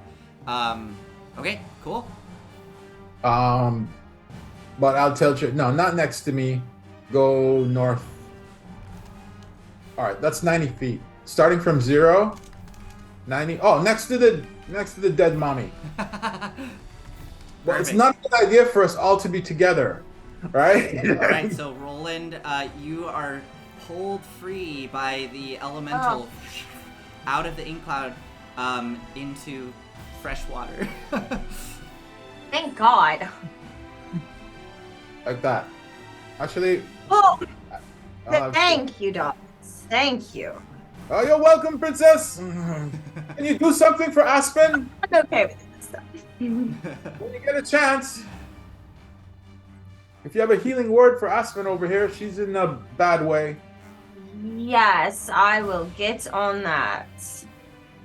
And I am going to, because I'm cautious, while I'm touching my pearl, not a euphemism, I'm going to move up here. Okay, so you swim up further down the Actually, hallway. no. Never mind. No, I'm gotta be ready. Okay, Stupid ink falls if it runs out of ink socks. All right, that's it. that's it. Okay, at the it is your turn ends. The Kraken is still laughing. At the end of its turn, it attempts to make the save. It gets a dirty 20. So, You already used your reaction, right? no, didn't he fail on his first one? It's his turn now. So now he. No, I'm sorry. So, did he fail on his reroll, or did he fail on his first roll? You follow me? So when I did the spell, did you fail on the first one, or did I force you to do the second one? Are you looking? I'm See the looking. spell.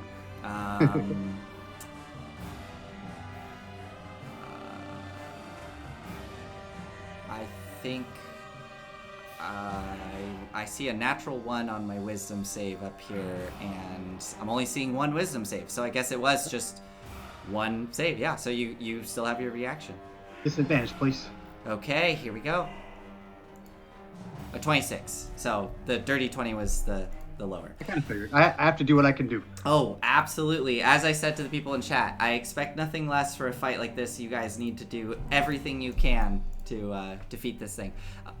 So it at the end of its turn, it finishes its laughter, and it seems tired, and the ink dissipates, taking us to Aspen. I need you to make another death save. If you get a 10 or higher, you are stabilized. Come on, I'm Aspen. hoping for a natural 20.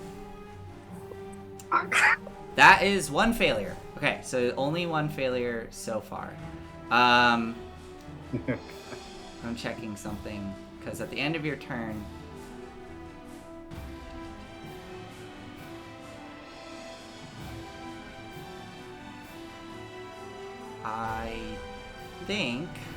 I don't see why it can't do this.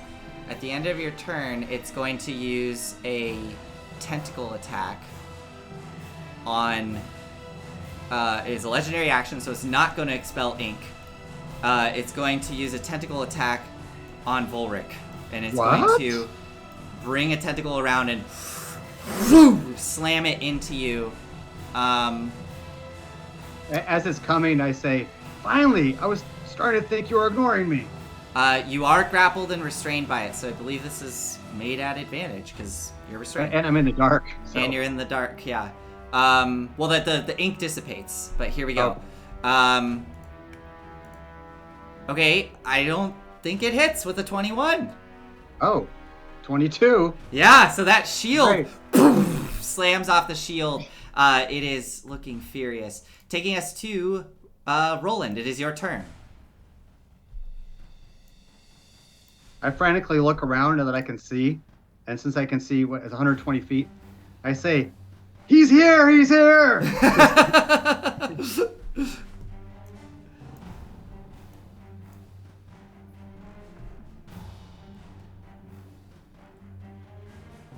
I wonder if Roland's mic is off. Oh, sorry, Roland, your mic is off. No, it's on. I'm trying There to you figure out what I'm doing. Got it. Oh, okay. Okay. All right. So we're just gonna go ahead and we're gonna get Aspen popped back up, and we're gonna healing word Aspen at first level.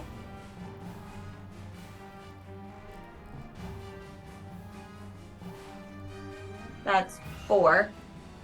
Cool. Nice, okay. So you're back up. You will, Roland, real quick, you'll need to kind of swim a little over to see Aspen. Yeah, that's fine. Yeah, so you just have to swim over a little bit. Oop, what the heck did I just do? So, yeah, you'll have to go to, like, there, and you'll be able to see Aspen around the corner and let out your healing word. As I'm bleeding out myself. Yes. Okay, yeah. Darling, we really need you right now. Come on. Get up. Get up. I'm done. And that's really all I can do right now because I'm dying. Oh, okay. Awesome. Well, not awesome, but yeah, I totally get it. Okay. Duthine will, seeing Volric and seeing the ink cloud out there, she kind of steadies herself and she goes swimming into the fray. 30 feet. And looking at you, Volric, she shouts, "Volric, now's our chance!" And aims and fires the crossbow, doing coordinated strike, giving you advantage, Volric, if you end up getting to attack. But she misses with 13. And on initiative count 20, the Kraken again lets out a furious wail, and this time I think it only hits Volric, Duthine, and Cherry. Everybody else is outside of the range, so all of you make intelligence saves. Duthine fails. Ooh, Duthine fails. Cherry fails, and Volric fails. So all of you are going to take full damage, full psychic damage. 7 points of psychic damage. Duthine drops. Duthine! Blood starts spilling out, and she just goes limp in the water. Unfortunately, you do not get the advantage any longer, Volric, as she goes unconscious. Volric, it is your turn. All right. Oh my god. That was a mistake, Bob. Bonus action, I'm going to use Healing Word. Okay. Boop, on her. Oh, on Duthine, okay. So this plus 1, 5. 5, And okay. for the record, I have 1 spell left, 1 first level spell. But I can't cast 2 spells. So for my next trick, I'm going to pull out 2 of my hand axes, throw them one at a time, and hope for the best. Okay, nice, yeah. So just single straight rolls. I know, yeah, lose the advantage right before your turn as she comes to consciousness. See those rolls. It's coming in, baby. There we go. Okay, first one, disadvantage.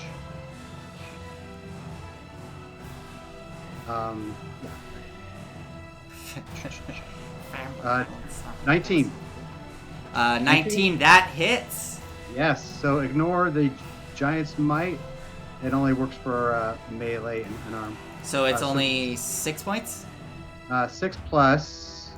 Oh, I don't get the dueling either. Yeah, so 6 points. Okay, these are not magical, right?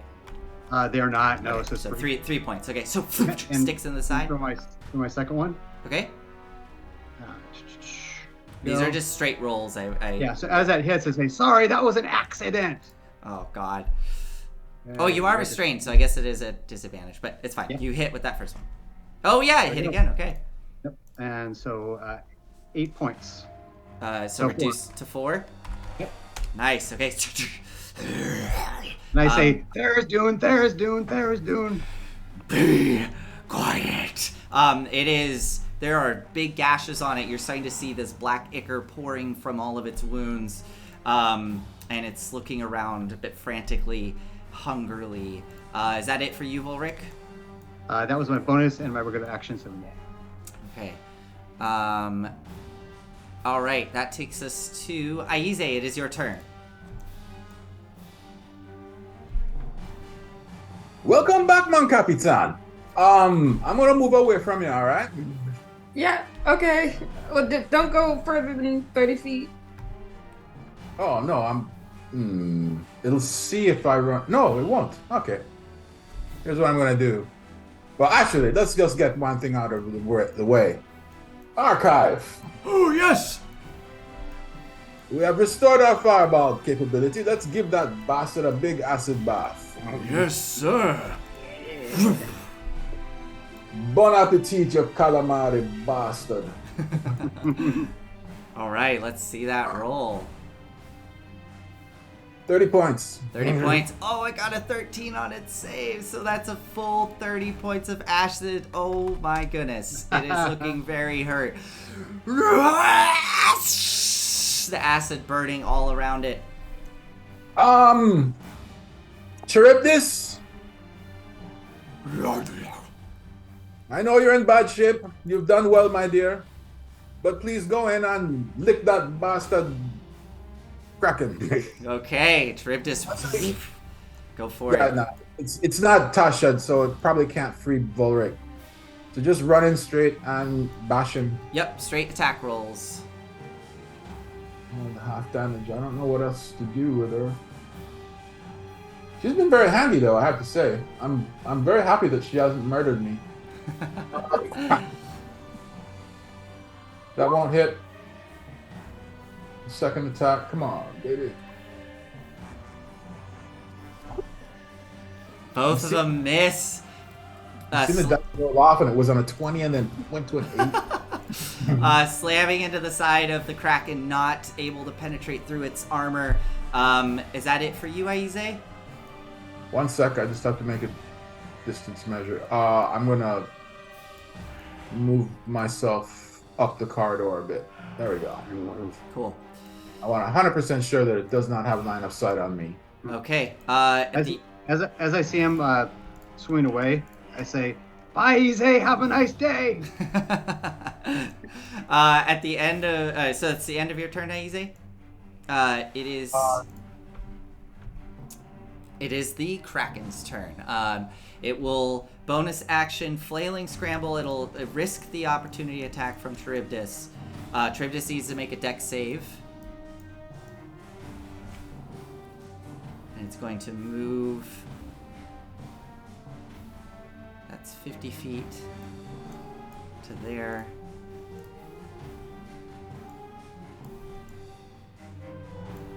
Oh, Cherry got a 21 on her dex save. Oh, a 21 on a dex save. Okay, so she makes it.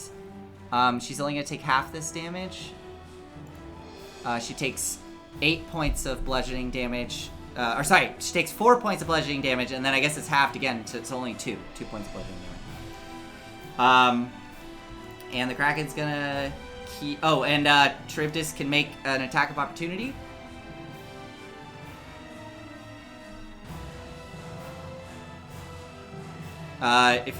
Is Charybdis down? Is Charybdis?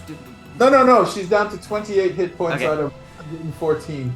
So she's done a day's work. Okay, here's a Attack of opportunity.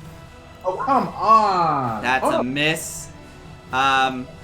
Taking us, and then it's going to continue pushing forward to get in next to all these people up here, chasing after you all. No, I will have at least one meal. As it comes barreling in towards the hallway, towards Roland and Aspen. Aize, you just barely see tentacles starting to burst through the doorway, the archway. Duthine is going to desperately swing out and try to hit. She's prone, so it's at disadvantage. Oh my gosh, she rolled 2 27s. Oh yeah. But she only has a basic short sword, so she does 8 points reduced to 4, so 4 points of piercing damage as she carves into it as it goes barreling past, and then it is now going to use its action to do 2 tentacle attacks. Do it. I'm here. Do it. It's gonna do one on Volric at advantage, and the other one, it's gonna go for Aspen or Roland. I'm Can it see me from around the corner? yeah. Okay, that's fair. Sorry, Roland. It's gonna go for Roland. Sorry, Roland. So first one on Volric at advantage. Nope. The highest was a 17, and then the next one comes straight down towards you, Roland. For a 20 to hit. And my hits. Okay. my rune flashes again, and I haven't used it this round. Use reaction to reroll that. Okay. A natural 1. Yes. Boom! Slams down into the stone next to you, Roland. What did you say, Volric, or what happened to give it disadvantage? Was it you saying something? Was it a flash of energy? So my rune glows, and then there's this sudden kind of sheath, almost like a blanket of runes that kind of appear as it goes for the second one, and it misdirects it. Awesome. So, and the tentacle is shunted at the last second and slams into the stone next to you, Roland. The Kraken lets out a wail as we come to Aspen's turn.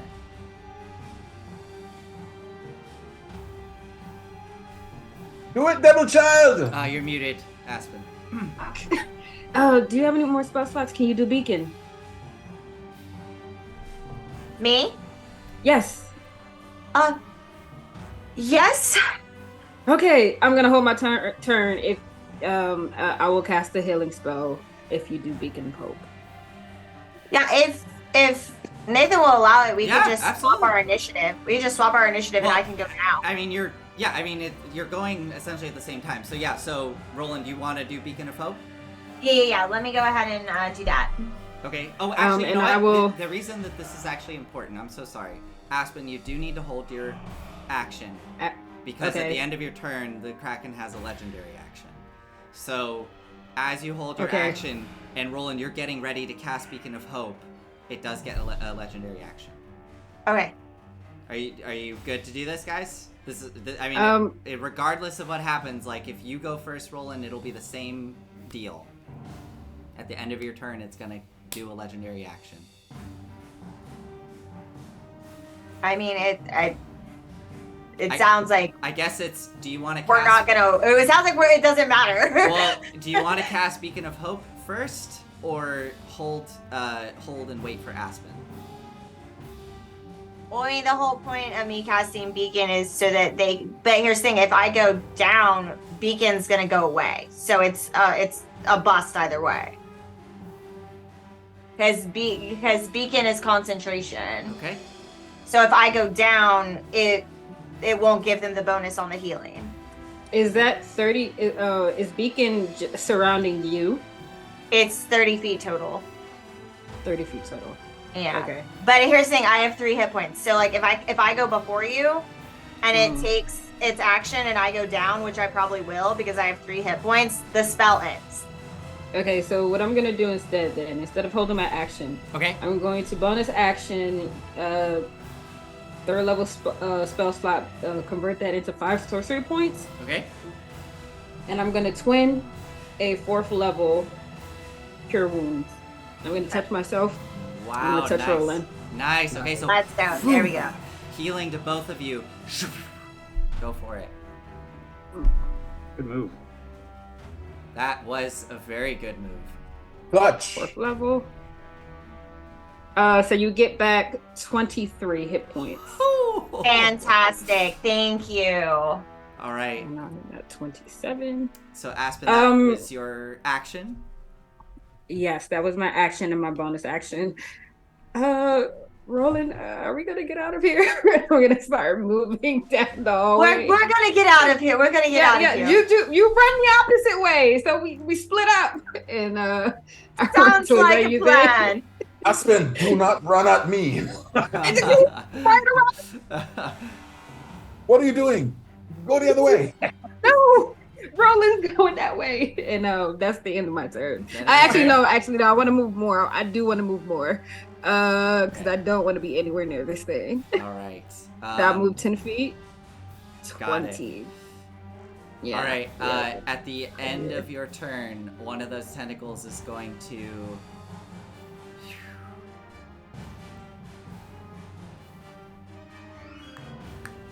It's gonna go for you, Roland.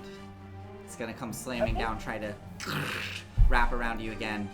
21 to hit, and Yep. you take 14 points of bludgeoning damage as it crushes That's you. fine.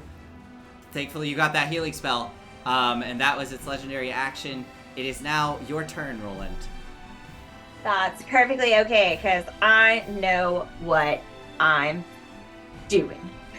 All right, we are going. So I'm gonna cast heroism on myself, Ooh, okay. which means a willing creature you touch is imbued with bravery until the spell ends. The creature is immune to being frightened and gains temporary hit points equal to your spellcasting ability modifier at the start of each of my turns. Nice. So I'm gonna do that, and then I'm gonna disengage and run away. I'm so sorry. You are grappled and restrained by the tentacle that just grabbed you. Oh, I thought I was just hit. Nope. Every time the tentacle hits, it grabs onto the target. Oh, okay. Then I'm not doing that. But I am gonna go ahead and take my hit points Okay. now. You still have your action? You want to do anything with your action? You can try to wriggle free, or anything else. Yeah, I'll give that your 1 second. You can do acrobatics or athletics to try to break free from the tentacle. Okay. So that'd just be a skill check? Yep.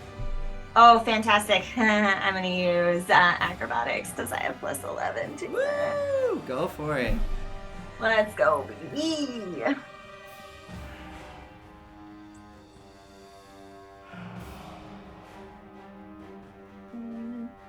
That's 19 plus 11. Hell yeah. So you just pop out of the tentacle easily. She fully does just a backhand spring out of it. Underwater. Like, just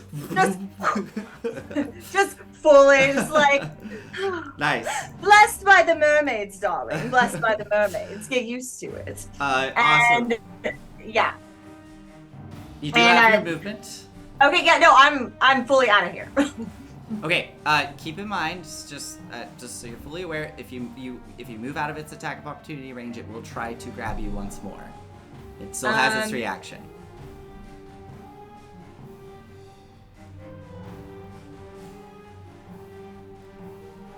I mean, even if I disengage and try and move? You used your action to, Yeah, that's right, I used my action. Okay, then I mean, it doesn't really matter, so I'm just staying here, I guess. Okay. So, you pop out of the tentacle, taking us to the end of your turn. Shoot, can't do anything with its legendary actions because you escaped. So then it is now Duthine. Duthine is going to swim around to here, or actually, yeah, she'll swim around to this side to flank with you, Roland, and will continue to give Volric the advantage, and she's going to slash with her short sword, this time actually at advantage, and hits with a 19, dealing 11, reduced to 5. Doing good. Wow. And okay, this Kraken is looking so hurt as she shoves her sword up and under into the beak itself, and it lets out a horrible guttural as she's digging into it and shouts out, "Somebody, no!" And it is looking terribly hurt, but on initiative count 20, it's going to unleash another wail of fury and scream. All of you make intelligence saves as you're right next to it. And we'll see what happens. Does a 2 beat it? No. I'll just tell you now, if you get below an 18 or lower, you suffer 8 points of psychic damage. Anything above that, you suffer 4 points. 4 points. 23. Nice. So 8 points to those of you that failed. And those of you concentrating on spells, please make your con checks for me. And just let me know if you fail. You just need to get a 10 or higher on your Constitution saving throw. Yep, Aize is good. And I think, Roland, you're concentrating on a spell with that heroism. And that takes us to Volric. It is your turn. You know, Kraken, you should be careful with all that ink. It's an oxidant waiting to happen. Oh my god. And then I'm going to throw a javelin, because I don't have any more. Oh, so this isn't a spell. You're just shouting a joke at it, and then just freaking throwing a javelin. Okay. I'm just talking shit now. So here we go. Javelin. So is it for my next attack or both attacks? I believe both attacks. Okay. So this is a straight roll because you're still restrained. Yep. Cool. And yeah, That'll miss. that will And miss. then I said, also, you suck. And I'm gonna pull out my longsword and I'm gonna throw it. You're gonna throw your longsword. Okay, awesome. Here we go. Disadvantage, I assume. It's just a straight roll Oh, okay. because it's I think it's like an improvised weapon or something. Yeah. Here we go. Yes, 27. Oh my god. So, real quick, it looks like Volric, you lose concentration of heroism and you start to feel that tentacle crushing you, squeezing the life force from you. Aize and Aspen, you can see that thick, dark, black tentacle through the doorway starting to pull Roland through and away. Duthine is there, blade shoved up into the beak, screaming as Volric, you take your longsword and how do you deal the killing blow? Yeah, so it goes in slow motion. And as it goes in slow motion, I go, ah. I stop and look at the camera and I wink. I look back, ah. And it hits him right in his center of his eye and just goes into his body. As it And then he just goes limp. in slow motion through the water, bubbles trailing behind it, and it sinks right into the eye, piercing into it.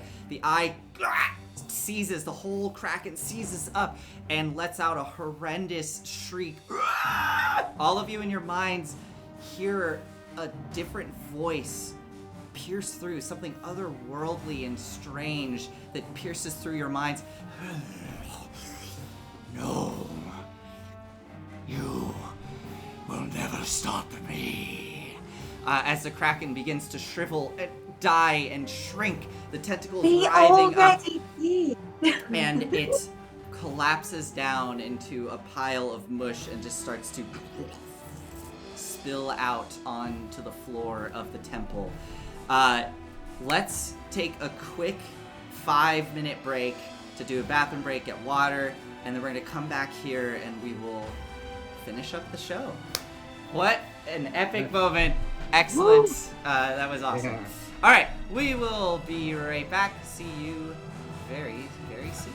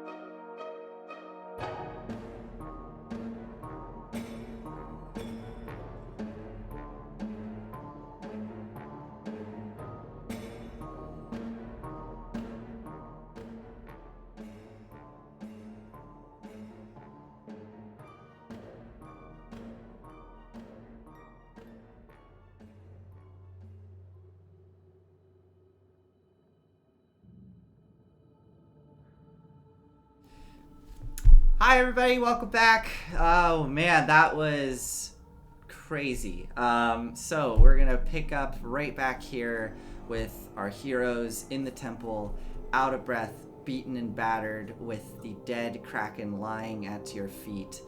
There is still the pulsing runes in the center of the room and that pit that goes down into darkness, and you're still down at the bottom of the ocean, at the bottom of an abyssal trench. What are you all going to do in this moment? Looks like he's Tharizdun. Oh, Volric. Never Also, change. Our we should get the hell out of here. Yes. But please, stop. He's dead now. Stop. Stop what? Never mind. Well, there is something going on with these runes, and I fear we either need to address it before we get out of here, or getting out of here might be a little difficult. I sandbagged one of my fourth order spells in the event that I was worried that if Cherry went down, I was preparing to part water. So I can send an arcane eye down that hole and have a look. Okay. So you want to send an arcane eye down? Hold on. I'm going to check to make sure it's not concentration first. It is. Okay. I look at this. I said, no, I can't do that. I look at Archive. I said, no, I'm not sending Archive down that hole. Come here, Archive. Can you not dismiss Charybdis, or no? That's one thing I've always wondered about. I mean, can I dismiss the elemental? You can in Baldur's Gate 3. I thought you could. I thought that was part of summoning spells, but I don't want to get too lost in the weeds here. So why don't we just move forward with saying that, yeah, if you want to dismiss Charybdis, you can. All right. I say to her, thank you so much. I really appreciate everything that you've done. Goodbye. The eyes kind of flare, and there's still this kind of just like intensity about her as she just stares at you, waiting your command, and then you just dismiss her. Well, I'd be nice about it. I just say, look, I know you weren't here willingly, but thank you for saving our world, or helping to save our world. And she's got like 28 hit points left, so she did a good service out of 114. So can you one more persuasion roll for me, Aize, as Charybdis stares you down in this final moment? 11? That's performance. Oh, But sorry. I guess it would be the same bonus, yes. 13? Okay. I You see the eyes soften slightly, and a big like watery hand, so the displacement of the bubbles in the water kind of comes forward or forms into the kind of the shape of a hand and just palms the top of your head gently, and then just withdraws. I'm so glad she didn't murder me. All right, then I'll. I'm so glad she didn't murder any of us. All right, Arcane Eye. Okay, so Charybdis disappears in a flash of blue light, and the eye appears. And you want to go and look down the pit?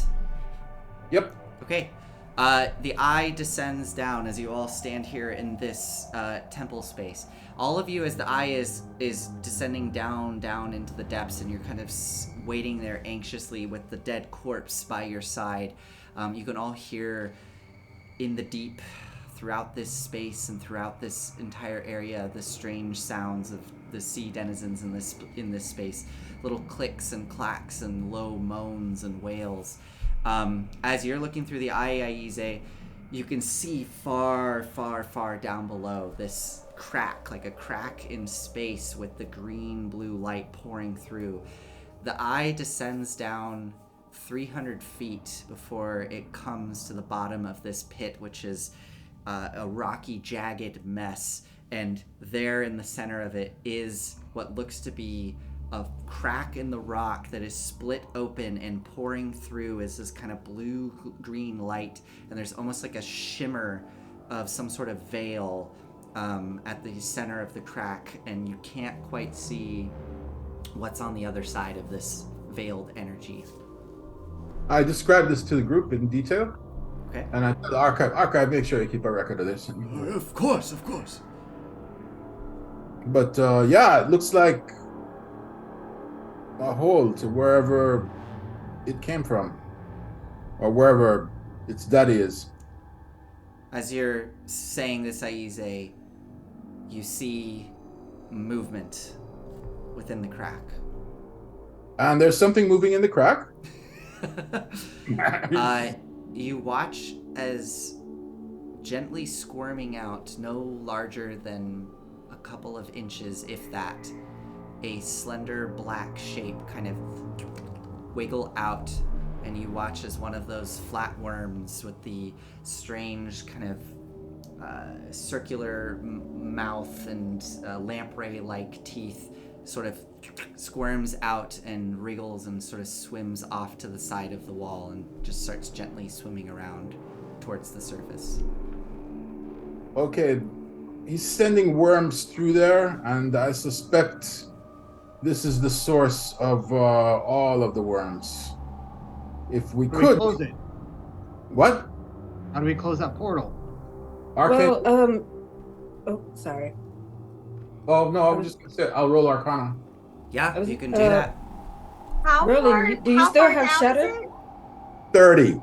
30. That's a natural 20. Wow. Nice. Wow. Okay, so Aize, looking at this and the way that this tear in space is working, you immediately can decipher numerous ways that you could close this. You could do it through magic. It appears like it's going to be very difficult to do so, but if you were to combine two powerful spells together, something like a Dispel Magic and a Banishment, that could make it an easier task to actually shut the rift close. You could also just do it with something like a Banishment or something like a Dispel Magic. You could also try and physically destroy it, burying the pit, but that would be quite a feat considering how big this is, and who knows if it would actually seal the rift. It might just slow things down. The final way that you could do it that would more or less guarantee that it's sealed, knowing that this is a gateway into Tharizdun's realm, that this is Tharizdun's power, an abyssal god. You suspect that if celestial blood from a creature of celestial blood were to be sacrificed into the pit itself, that would allow the power of the gods to come through for just long enough to seal the pit permanently. How much blood? It would destroy the creature in the process. Ah, well then, we're not doing that. I look at Aspen, and I just say, all right, I need a short rest. No, don't worry about it. I need a short rest, and then I can banish it. I have banishment. I have. Oh, you do? Yes. Or even, a combination of a banish and a dispel magic will seal it. Or a massive explosion to crack the rock and seal it. Why not do all things? And I switch to telepathy and I say, or we kill you and shove your body in the rift and it will seal it. I'm good. I mean, I'm gonna die anyway, so it doesn't really matter to me. That's true, but I'm not really comfortable with that. All right, we can try to banish it. I will say, maybe at the same time. Oh, sorry. I was gonna say, I would say Aize with a 30, you're not entirely certain what would happen to the creature that is sacrificed. It would work, but you don't know what would happen then to their soul in the process. Oh, I know what will happen. She'll go to her daddy. Okay, so sorry. So you want to do you want to cast a banishment on it, and did you want to use another spell in conjunction with it, or just banishment?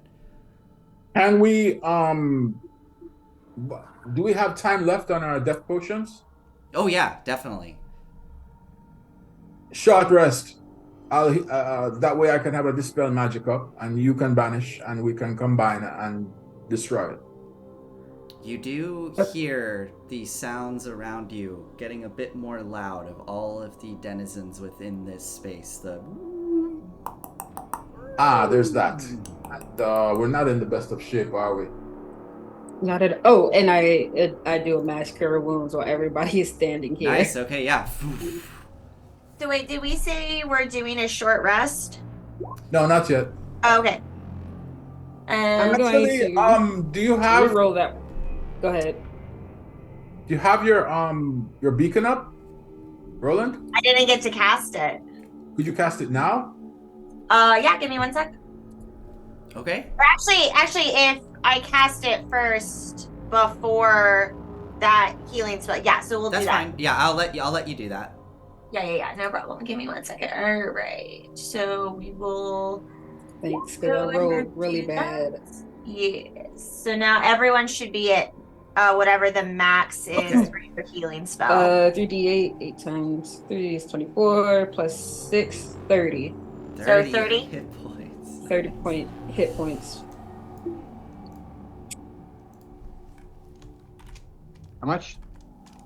30. 30 hit points. Wow. I'm at full. Anybody else need any more? I mean, I'm at 39 out of 63. But I should be okay. I can do. I still have some spell slots left. Okay. I have 52 out of 95. Oh, I can't help you. Sorry. Cannot. I will use a third level cure wounds on her. Okay. I just have to see. Is that? And the beacon's still up. It's all maximum. Yeah. So that would be another 3d8 for. Yeah. So I think that would be another 30 points for you. Yeah, that'll do it. Ooh, that's good. Hold it right there. Oh, it just went away. No, there we go. That's awesome. Oh, that's so good. I love it. All right, I am back at max, and yeah. I will try to get Vorik again with the 4th level. So that's 4d8 plus 6. Wow. So 38 hit points. Wow. I believe. I think I did the math. I did it quick. So That's awesome. Yeah, I have 90 now. Dang. So. I turn to the Kraken. Let's bring him up and kick his ass again. no, let's not. Let's not do that. So, what's the plan here? Knowing that there are creatures still around and they're probably converging on this spot.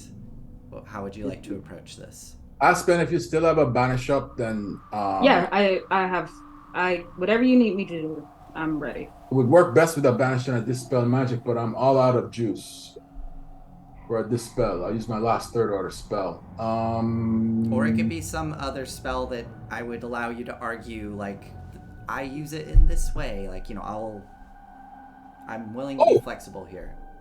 All right. If I assist Aspen Okay.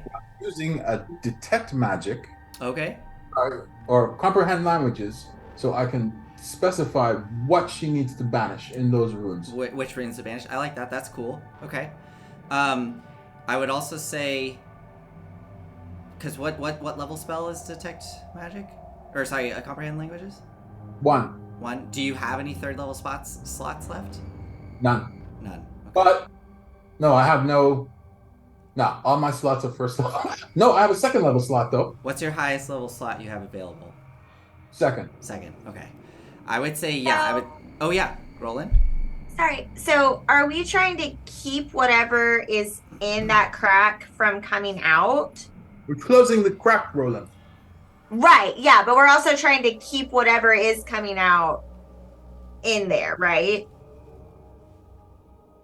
Yes, I believe so. Okay.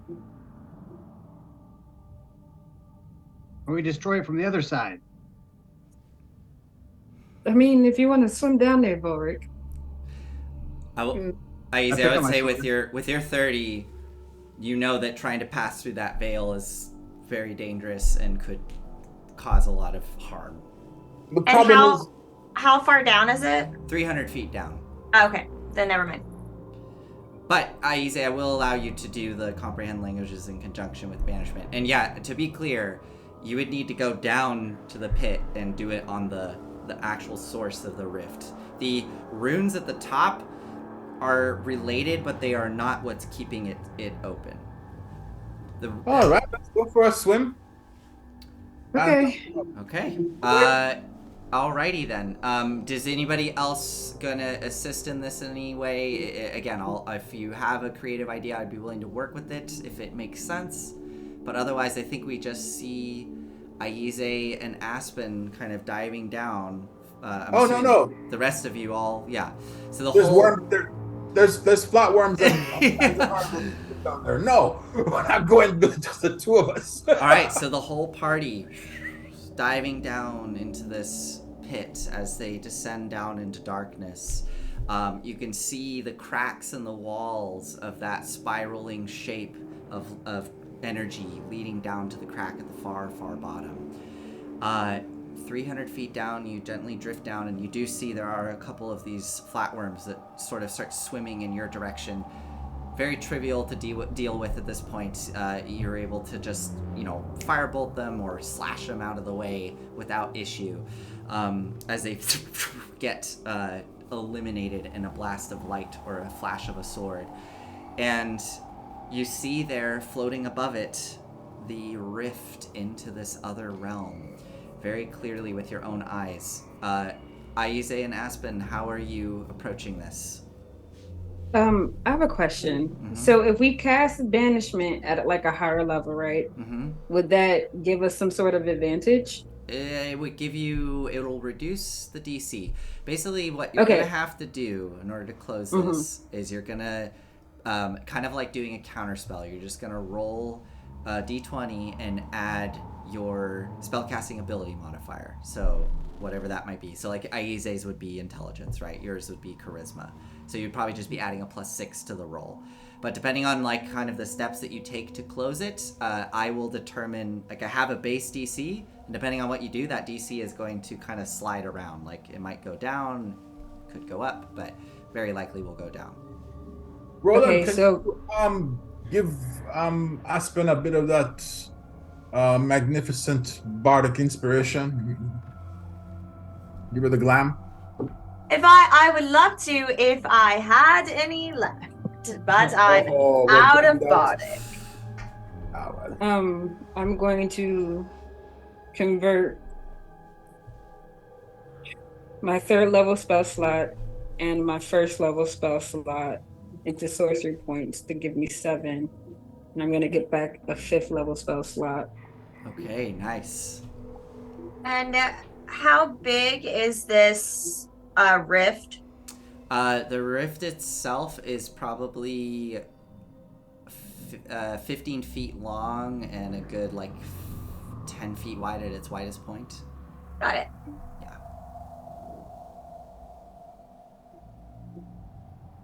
That's it. Okay, cool. So Aspen, yeah, you convert those sorcery points. Oh, and you know what? I'm going to do my 2nd level as well Okay. to get back more. Okay. Actually, I can run, I think I can run both comprehend languages and detect magic. Let me Cool. check. Okay. Oh yeah, because I think comprehend languages I don't think is concentration. It's not concentration. And detect magic is concentration. Okay, but I'll run both of them. Okay. And As you release the comprehend languages, Aize, you didn't quite notice it at first because there's just kind of ambient sound down here, especially with the rift being this close, this kind of pulsating energy sound. But as soon as the comprehend languages come over you, you realize that there's these whispers coming through the rift itself, and you start to hear just kind of chaotic words spilling through the rift. Yeah. Volric, do you have anything you can do to help? Ah. I've got one spell left. Mostly jokes. Minor Well- illusion. Well, can you give us a knock-knock joke? Yeah, that's easy. Oh no, that was Glum's thing. Never mind.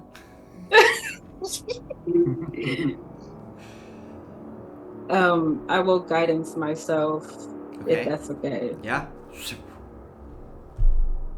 Ready when you are, mon capitan. All right. And I will roll guidance first. Yeah, we're starting off great. So what am I just spending? So yeah, what level are you casting banishment at? Let's I will start there. do 5th. 5th? Okay, and be banishment's my normally highest. normally first level, right? Banishment is 4th. 4th. Yeah. Sorry, I don't know why I said 4th. Okay. Okay. And then you're going to what else are you going to do? Is it just do the 5th level banishment and then the guidance? And then Aize, you are doing comprehend languages and detect magic. What does it look like as Aspen releases the energy? Like, how are you guiding this process, Aize? One sec. Actually, I have a cantrip that can help out mildly. I use a shape water cantrip, Ooh. and I'll ice the sections of the runes or ice the sections of the gate where the banishment would be most effective. Cool. Where I believe- Okay. So I because I know we're trying to make this as successful as possible. So I do have a thing I'd like to try with you, Nathan. yeah. So one of the passives for one of my runes is advantage on Arcana checks, which is of course a joke with my intelligence. However, that's still advantage. I would like to see if I can glean from those whispers that are kind of coming through if they're somehow somewhat sentient. If they are, then I do want to do a Tasha City Laughter kind of at the portal to try and distract it and weaken it, and otherwise, Cool. affect it negatively. If that's allowed, I also have something I want to do. Okay. Let's start with Volric. Go ahead and make that Arcana check. Can I also make the Arcana check since we both want to do something? Yeah, go for it. 16. 16. Okay. Let's see what Roland gets. And I'm keeping track here of what the DC is at based on what y'all are able to do. 15. 15. Okay. Yeah. For Volric, yeah, the whispers coming through seem to be coming from a very intelligent entity on the other side. And Aize, the whispers you are hearing are, it's like somewhat incomprehensible, but there's pieces of it that are essentially talking about like hunger and just devouring and consuming and like entropy essentially, but there's also just random phrases that come through that seem to speak about like love and fear and anger and all of these phrases coming through. But Volric, as you're kind of hearing this abyssal whispering coming through, you know in your gut that that is coming from something with immense intelligence and sentience. All right. So in that case, I'll time it. Let me know when they're going to cast a spell. Okay. I will time it. I have that one spell left. Okay, yeah, you'll just burn the spell slot, and then Yep. we'll get to it when we describe all this happening. Roland, Okay, what great. about you? What were you looking for with your Arcana check? Kind of the same thing. Like, is this something that like Mm-hmm. has a mind, has some form of a soul or sentience? Because Yeah. if that's the case, then you I being, can speak out to it. You being a bard, you know poetry when you hear poetry, even if it's horribly destructive in its nature. This is essentially that in its most dark and twisted form. This is something that pierces into the very soul of creatures that hear it, bringing them low. So yeah, you suspect this is coming from something sentient on the other side. Fantastic. I know what I will be doing. What will you be doing? I will be casting command. Okay. All right. And just for flavor, Yeah. if as long as it fails its wisdom saving throw, it's gonna grovel. Well, what do you say to it? Just grovel? No, because that's not Roland's style. She goes into her mind palace and continues to just replay whatever this poetry as you said it in her head, and she just starts kind of speaking to that in her head that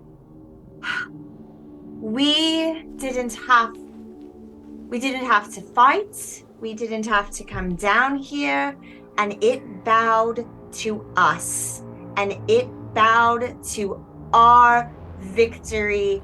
And now, here at the end, you think we're going to grovel? I don't think so. Not this time. All right, and as that releases in Aspen, you release the spell with Aize guiding the energy, and Volric, you releasing Tasha's hideous laughter. Do you have a joke that you're saying towards this creature, I lean this in, entity? I lean super close to the portal, and I say, "This crack is obviously a concrete mistake. Oh my god! It's an asphalt." I saw somebody post that in chat. Was that you? That was me. That was me. Okay. I double dipped. Okay. Double Oh dipped. my god. So as that releases, Aspen, since you were leading this with your banishment and the energy releases from your hand, go ahead and make that ability check for me. Am I just rolling straight charisma? Straight charisma. So is that a +6? Yes. Okay, so +6 plus the 1 from the D4, so it's a +7. All right, don't fail me now. Ooh, nice. 20. A 20. Okay, the energy releases. Aize, you hear all the whispers crescendo upwards towards you, and suddenly you are hearing like a multitude of strange pitches of one voice, multiple voices, you're uncertain, all start babbling, no, no, no, no, no, no, as the energy latches onto the portal and you start to see it slowly stealing shut. All of you start to see a sudden bulge in the energy, and multiple little black tendrils of worms start to spill out. And Aspen, in that last moment, as you focus in and clench your hand, there is a definitive snap as the portal slams shut, sending you all into darkness as the light dissipates, and there's just a multitude of severed worms that just gently float up. Well done. I cast daylight on Volric. Volric lights up, sending the entire space into bright daylight. All of you... I say, my head lights up. I say, hey, what's the bright idea? Oh my god. And as Volric says that, all of you hear a cacophonous sound of undersea creatures from above starting to pour down this pit as there's strange wails and clicks, wails as in, screams and clicks and moans from above. All pouring down into this pit. Are you all going to... What are you going to do? Are you going to run, flee? What are you going to do? Fight? I will use my giant's might to grow, and I'll help along anyone as we're trying to swim back up. Okay, so you grab onto everyone and you all start to... all sailing up into the giant temple space. As you burst forward into this large temple space, you can see at all the entryways there are multiple of these strange Piscine-like creatures with strange mutations. All of them are currently writhing around on the ground, floating up towards the ceiling, all of them writhing in pain and clutching their heads, unable to focus on what is happening here as you find yourself in this giant temple space.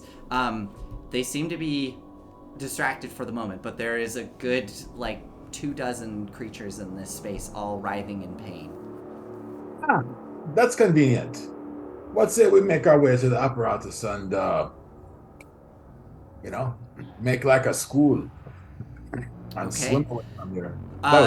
Volric, I would like you to make an athletics check for me as you are trying to, with your giant size, push along everybody and guide them to the apparatus as quickly as possible. 24. Nice. Yeah. You are able to guide everyone out of this space just as these creatures are starting to recover and look and see you fleeing. You kind of feel some individuals sort of lagging behind. Sorry, Aize, it's probably you. And Volric just grabs onto your pipe cleaner arms and just pulls you along with the cloak of the manta ray as you kind of flop behind him like a wet towel and are pulled up into the apparatus. Aize, you jump into the apparatus and turn it all on. It starts to... Aize, will you make an Arcana check for me as we do this final escape here out of the ruined city? Guidance. Can I help him? Yeah, because you knew how to, you were taught how to drive it. Yeah, you can give him advantage or you can make your own roll. I will give him advantage and guidance. Okay, 16. Okay, nice. All right. 17. Okay. Aize, you turn the apparatus on and start to glide out over the ruins of the city. You can see out through the portholes numerous denizens starting to rise up from below towards the apparatus. You see some of those strange lobster-like creatures swimming up as fast as they can in your direction. I think what happens here, you are essentially in a big underwater tank. The apparatus takes a few hits as you try to escape out from the ruins. Some of those crab creatures latch onto the side and you can all hear horrible screeching of metal and bits and pieces of flashing light from essentially sparks from the claws scraping along the side. But Aize, you are able to activate this apparatus and start sending it up the abyssal trench wall until eventually some of these denizens kind of peel off and fall off of it as you continue up the side of the wall. The apparatus, as you rise into the shallows of the island and eventually surface, when you surface above where the volcanic island is, you find yourself surrounded by a horde of corpses. There are dozens of these denizens lying there, belly up, filled with arrows, some blasted apart from magic, and gently drifting not 200 yards away in the mist and the ash and the smoke of this strange island. You can see the now battered but still seaworthy Diora gently floating there. And flying above in circles, searching the perimeter, searching the area, you see the 3 giant eagles with Rin, Herrick, and Taruk all riding atop the backs of the eagles. So, as you all surface and regroup aboard the deck of the Diora, any denizens that were pursuing behind you and following are easily and quickly mopped up by the ballista of the Diora and your companions above on the backs of the eagles. After a bit of time... well, actually, let me check in real quick. what happens here as you all regroup on the deck of the Diora? We can go into epilogue form here and kind of montage away. I guess first off, I would just like to know, like, what do you think the first things are that happen as you all board the Diora and regroup with Rin, Herrick, Farron, and Taruk, and the crew of the Diora? And Gary. And Gary, right? Gary the gnome. Roland, I immediately hug him. I Immediately. Roland, I hope you're going to capture this in song. And hello, everyone. We succeeded. Volric killed the Kraken. Me killed the Kraken. Volric got a killing blow on the Kraken. I told jokes and I threw a sword.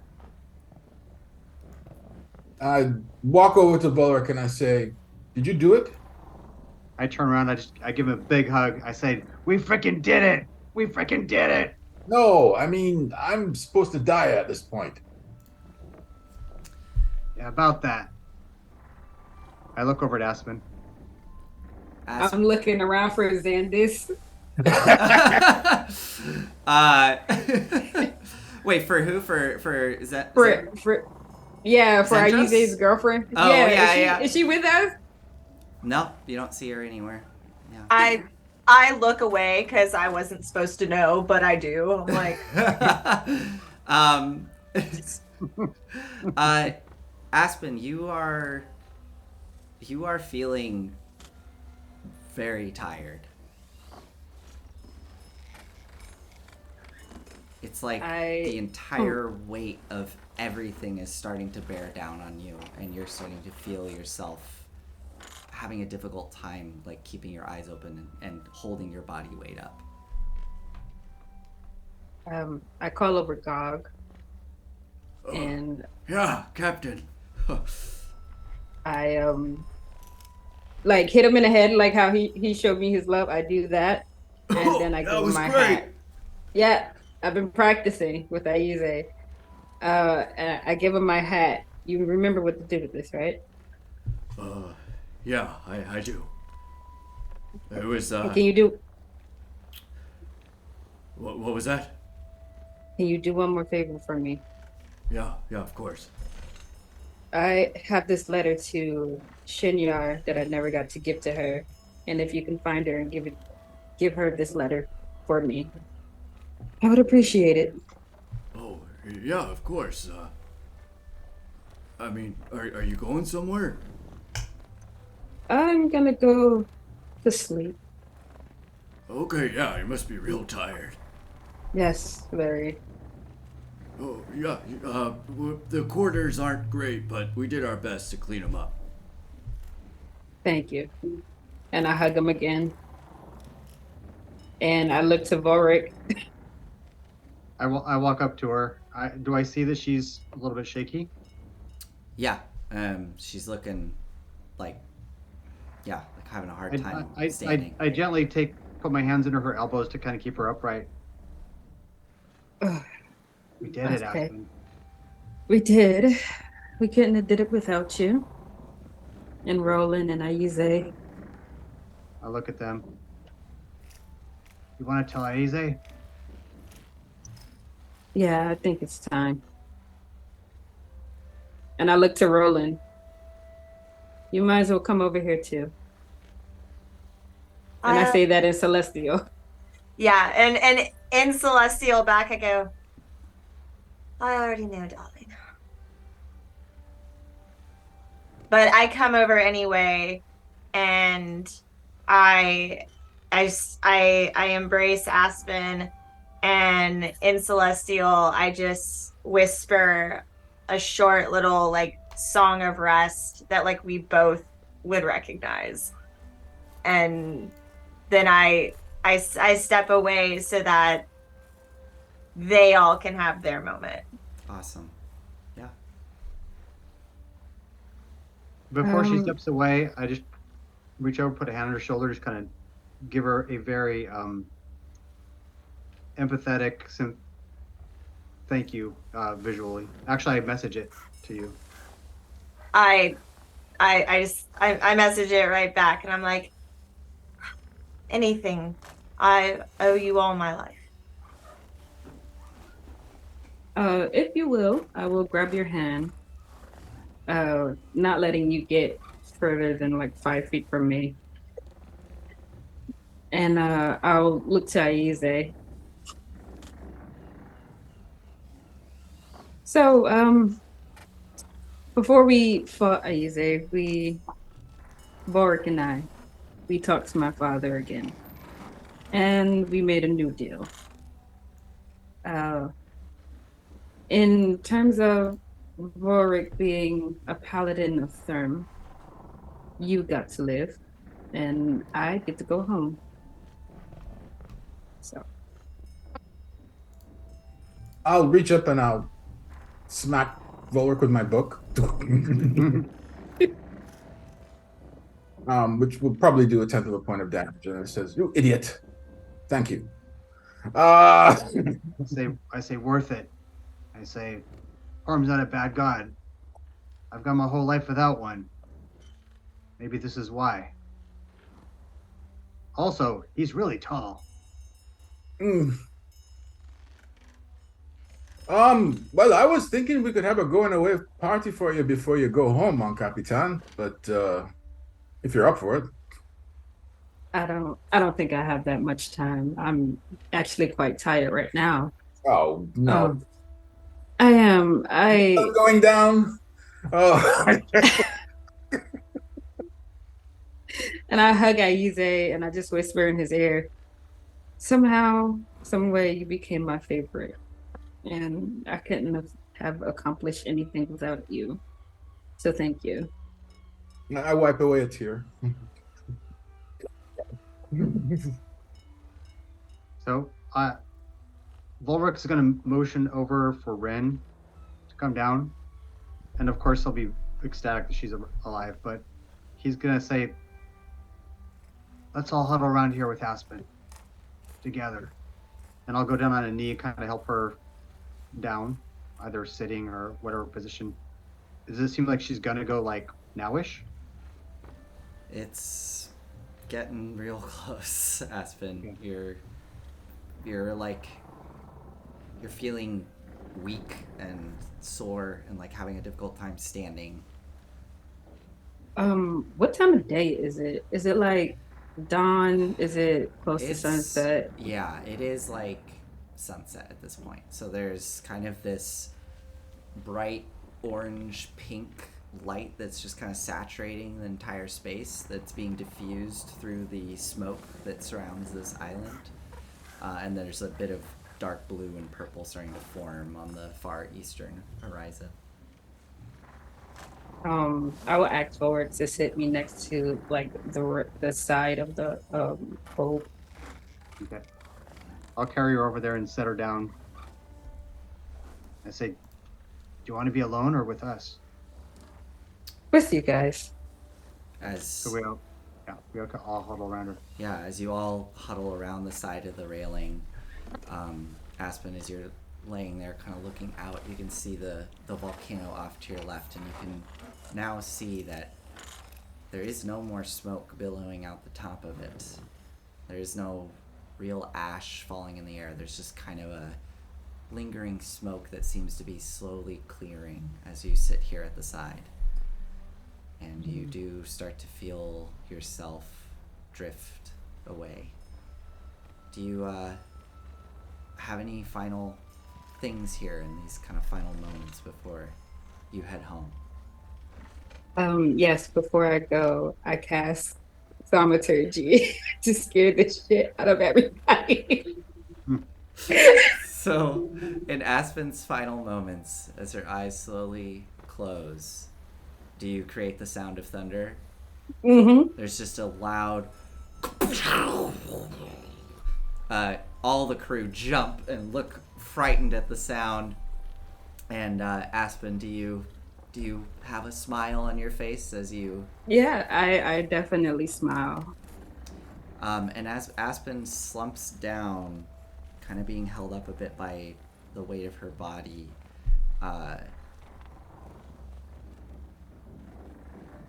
you all see that kind of on her back where her do you have a cloak, Aspen? Yeah, I would have taken it off. As the cloak slips off and drops down onto the ground, you can see that piercing through her shirt, small but still there's the slightest bit of white feathers starting to pierce through and rip out the back, forming into what looked to be white wings as she slumps and drifts off and returns home. Really an angel now.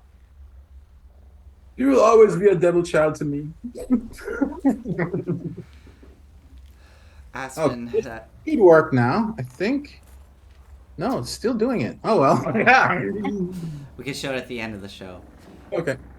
That was Aspen's goodbye. The ship has, at this point, the crew has started to raise anchor and start maneuvering the ship out and away from the island. As Aspen is laid to rest and you all start to sail away from the island, not into the sunset, away from the sunset, because you're going back to shore. Roland, as the smoke starts to clear and the sun dips below the horizon, you spot a ship on the horizon, on the eastern horizon, heading towards the island, a ship that you recognize. What does the ship look like that your brother chartered to bring everyone out here? It's gaudy. It's the gaudiest thing you have ever seen. Like, you see those like big pirate ship rides at like fairs that like swing back and forth. It's like that style where it's like it almost looks like a fake ship. Like a fake pirate ship, kind of? Yeah, it looks like a fake pirate ship, and it's massive, and you can see it because it's just glows, glitter, music coming off of it, and you literally cannot see it. Like, you just can't. It's the ugliest and most beautiful thing she's ever had made in her entire life. So before you all leave this island, the Diora reconnects with this ship that is approaching, and you all quickly find out that it is been sent out here by Roland and her brother, full of fans that were lucky enough to either win a ticket in a contest or be invited by Roland to come out to the middle of the ocean for an exclusive concert. And they seem to have arrived just as you were all leaving. The fans all demand that you throw a concert now, whether you accept or not.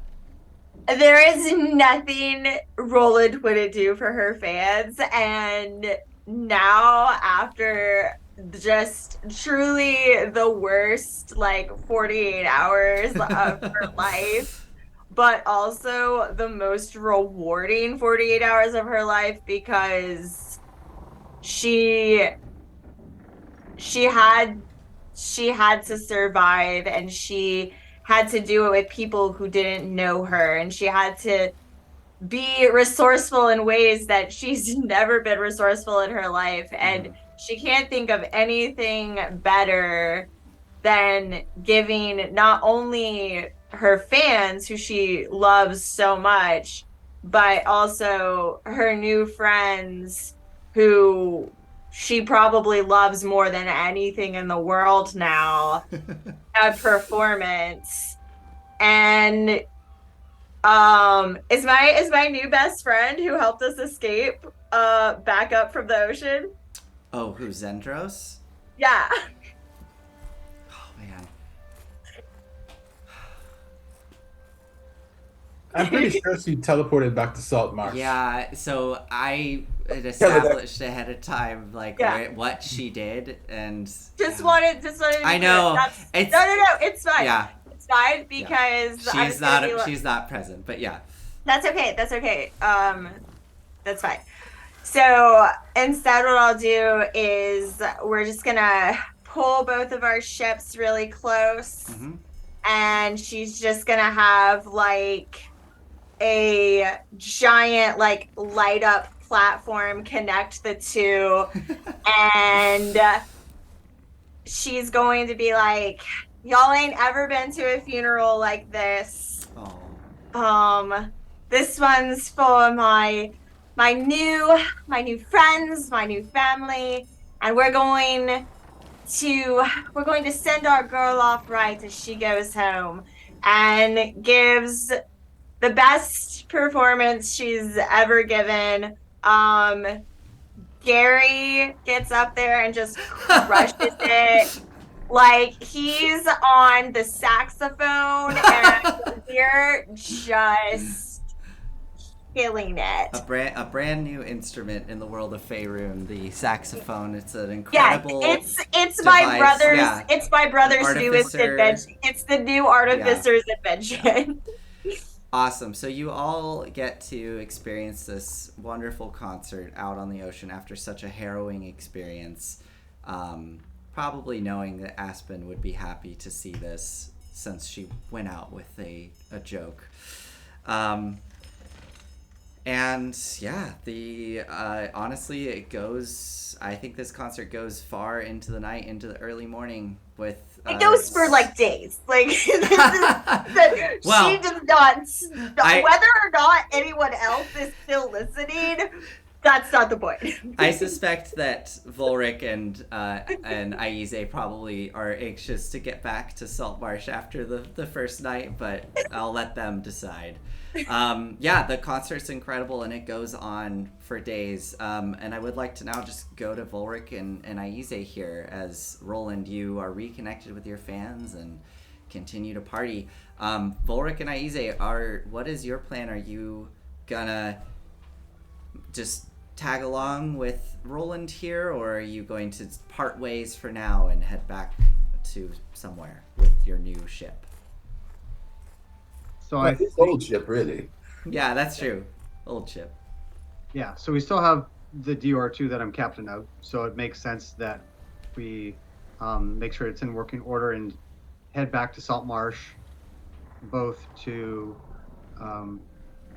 dock it, do repairs, let the crew do what they would like. I will probably then want to donate the boat to the Saltmarsh Lords Alliance. Wow, okay, yeah. And then I need to head off to the closest Temple of Torm to kind of report and connect for my job. Not, of course, before I do say my goodbyes to Aize and Ren with a promise, and Roland, with a promise to, meet again. Cool. So as the concert concludes and you all sail back together, arriving in Saltmarsh, getting the boat fixed up and repaired, Roland, do you continue on your tour and go up and down the coast to various venues? I think she just spent a couple of days like out at sea fighting for her life, and then had this funeral performance for her new friend and to appease her fans. But I think what she ultimately decides to do is, like, she's learned that there's a lot that she doesn't know, and just going out and planning these insane trips and not investigating and not adventuring, she decides that the tour ends here for now. Cool. And she grabs Gary and her brother, and she's like, if they'll have us, we're gonna go learn a thing or two, and proceeds to start an adventuring life. Okay, cool. Also, she has to find her old manager and kick his ass because he's the worst. Yeah. So as you probably join forces with Volric as Volric goes through the training to become a paladin and aid Volric in his coming adventures, the two of you and your entourage head out into the world to do such things. Aize, what about you? Do you go along with Roland and Volric and continue adventuring with them? Are you going elsewhere? What does Aize's life look like after all of this? I tell Rin and Volric and Roland, I'll find you. Don't worry. Just look for your dreams. And then and by the way, does anyone mind if I keep that when I point at the apparatus? Oh, I was gonna carry it in my backpack, but sure. All right. Oh, and I have no use for it whatsoever. But if you ever have any questions, my brother is just a message away. oh, that's fine. Like I said, I've met you personally, and I can reach you in dream.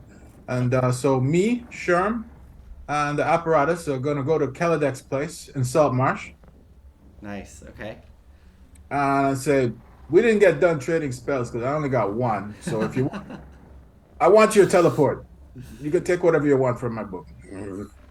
How's that sound? Oh, and Zendra's probably got in touch with you. I didn't kill her. Yes, she did, and she'll be looking for you sometime soon. Oh, well, she knows where to find me. So what about it? Teleport? Yeah, so you can get the teleport easy enough. Do the trade. I'm going to use the teleport to go to the Library of Algon in Termish Okay, with yeah. the apparatus and Shern. Okay, yeah. You bring the apparatus, Shern, and the apparatus and Shern and yourself to the Library of Alagon, and you. Oh boy, you are. People. Farouk is ecstatic. Asks you. Was assuming you were going to be dead. Is surprised that you're not, considering what you said, and yeah, I mean, honestly, he says, like, you know, whatever you want to do next, you can do whatever you want. You don't have to follow a specific assignment. If you want something you want to pursue, you can do that. All right, two things. One, I'd like a memorial put up for my friend. Here's a description of her. And two, I'm going to head out and hook up with Volric and the Diora and continue collecting. Filling archive. Good, yes, and we can definitely do this. Is this, sorry, you want a statue done of this friend of yours? Is that what you said? She was not into ostentatious stuff. I think just something face in the water, like a plaque. We can You do know? that. Yes. Yeah, I think she'd appreciate that. And I'm off to go on Roland's tour with Volric and Roland Silstein? yes, we made her acquaintance. Oh, she's The friend. she's really good. You met Oh, her. yeah. That's amazing. I'm not gonna lie, Aize, I'm a bit jealous, but I can't, I'm too busy here. I can't be off doing those things anymore. Farouk, I have the teleportation coordinates for Algon. I'll be coming by every once in a while. I could bring Roland or Roland's autograph. I would not say no. Excellent. Well, I'm off. Oh, this is Shern. Oh, yes. And immediately sees Shern, and Shern goes, hi, I'm Shern. And immediately Farouk is like, Oh, wow. looks at you. He's very cute. Keep him safe. Oh, we will. Oh, hello there, little buddy. We will get you a nice new home. Aize, I'm proud of what you've done. Oh, You've think done nothing. You've done us, the library, and Termish. You've made us very proud. You've done great things. I look forward to seeing you again when you come back, and with your new friend if she wants to come. If she does, yes. And he brings Shern into a wonderful new habitat that they make for him.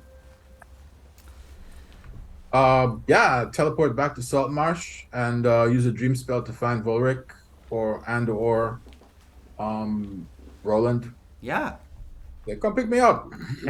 awesome. On our way.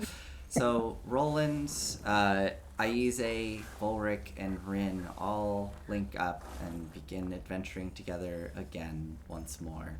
Volric with his newfound purpose in being a paladin of Torm.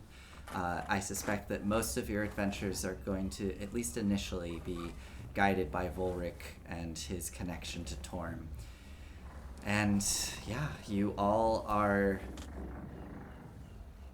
I hope it goes without saying, you are seen as heroes within Saltmarsh and are given great rewards, and your names soon start to circulate up and down the Sword Coast, especially with the help of your new bard friend, Roland Silstein, who the Sword Coast is a huge fan of.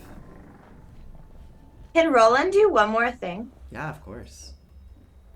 Can she return the crown? Yeah, you want to return it back home? Yeah. No! Uh, I don't even have to go home. I just have to return it to the pageant committee. yeah. Yeah, sure. We could say the final kind of thing that we see here is we watch as we transition into an immensely lush world of vibrant color and plants and psychedelic flowers, and there is a massive dead, what looks almost like a redwood stump, and we watch as a hand elegantly raises out and grasps the edge and pulls outwards Roland, standing there in all of her elegance, and her new adventuring companions all rising up before her, crown in hand. And as we pan around and look in the direction that she's facing, we can see very intricate, ornate, almost organic in shape city in the distance where Roland is headed to with the crown. So, awesome. Is there any other final last things before we do our... I have one more thing I want to do, and then we're gonna wrap this up. Show and tell? Yeah, I'm gonna do that next. Okay. So, thank you, Aspen's everybody. alive. She's alive. Aspen's alive. Thank you, everybody, as we close out this season of Dress to Quest. Thank you all so much for joining us this year. It's been crazy. It's been awesome.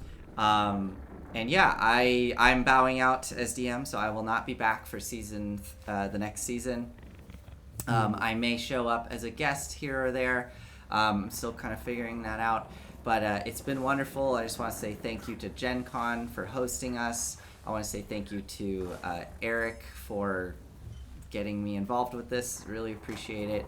And it's been wonderful. And yes, of course, thank you to all of you, the players. You guys have all been wonderful, and obviously for everybody watching the show.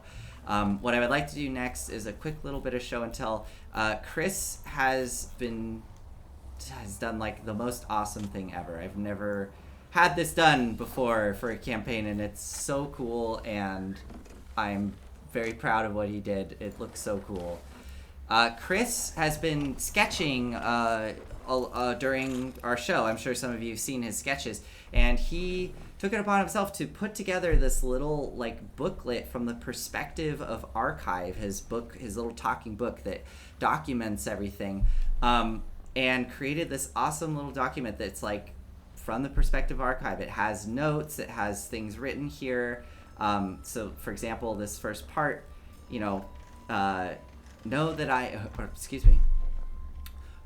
am Archive, scribbler, servant and witness to the account and travels of Aize Marley, a librarian and sage from the great city of Alagon, in the nation of Termish, and his adventures with his companions on the Sword Coast around the town of Saltmarsh.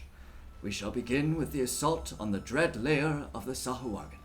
And it goes on from there. I would do all of it because it's awesome, but I just want to quickly skim through. There's some amazing sketches in here. This is the first time they met the sea lion in the Sahuagin fortress. Here's Duthine, who managed to survive the fight with the Kraken. Here's Volric stabbing one of the Sahuagin. I believe this was, I think just it may have been one of the barons. That was one of the like sergeants or whatever. Yeah. Underbosses. And our one of our guests, James, who showed up, Brax. Here he is monk dwarf fighting the Sahuagin lord. Just amazing stuff in here, Chris. It's so good. One of my favorites here is Vakun the imp. I love your portrayal of him. It's amazing.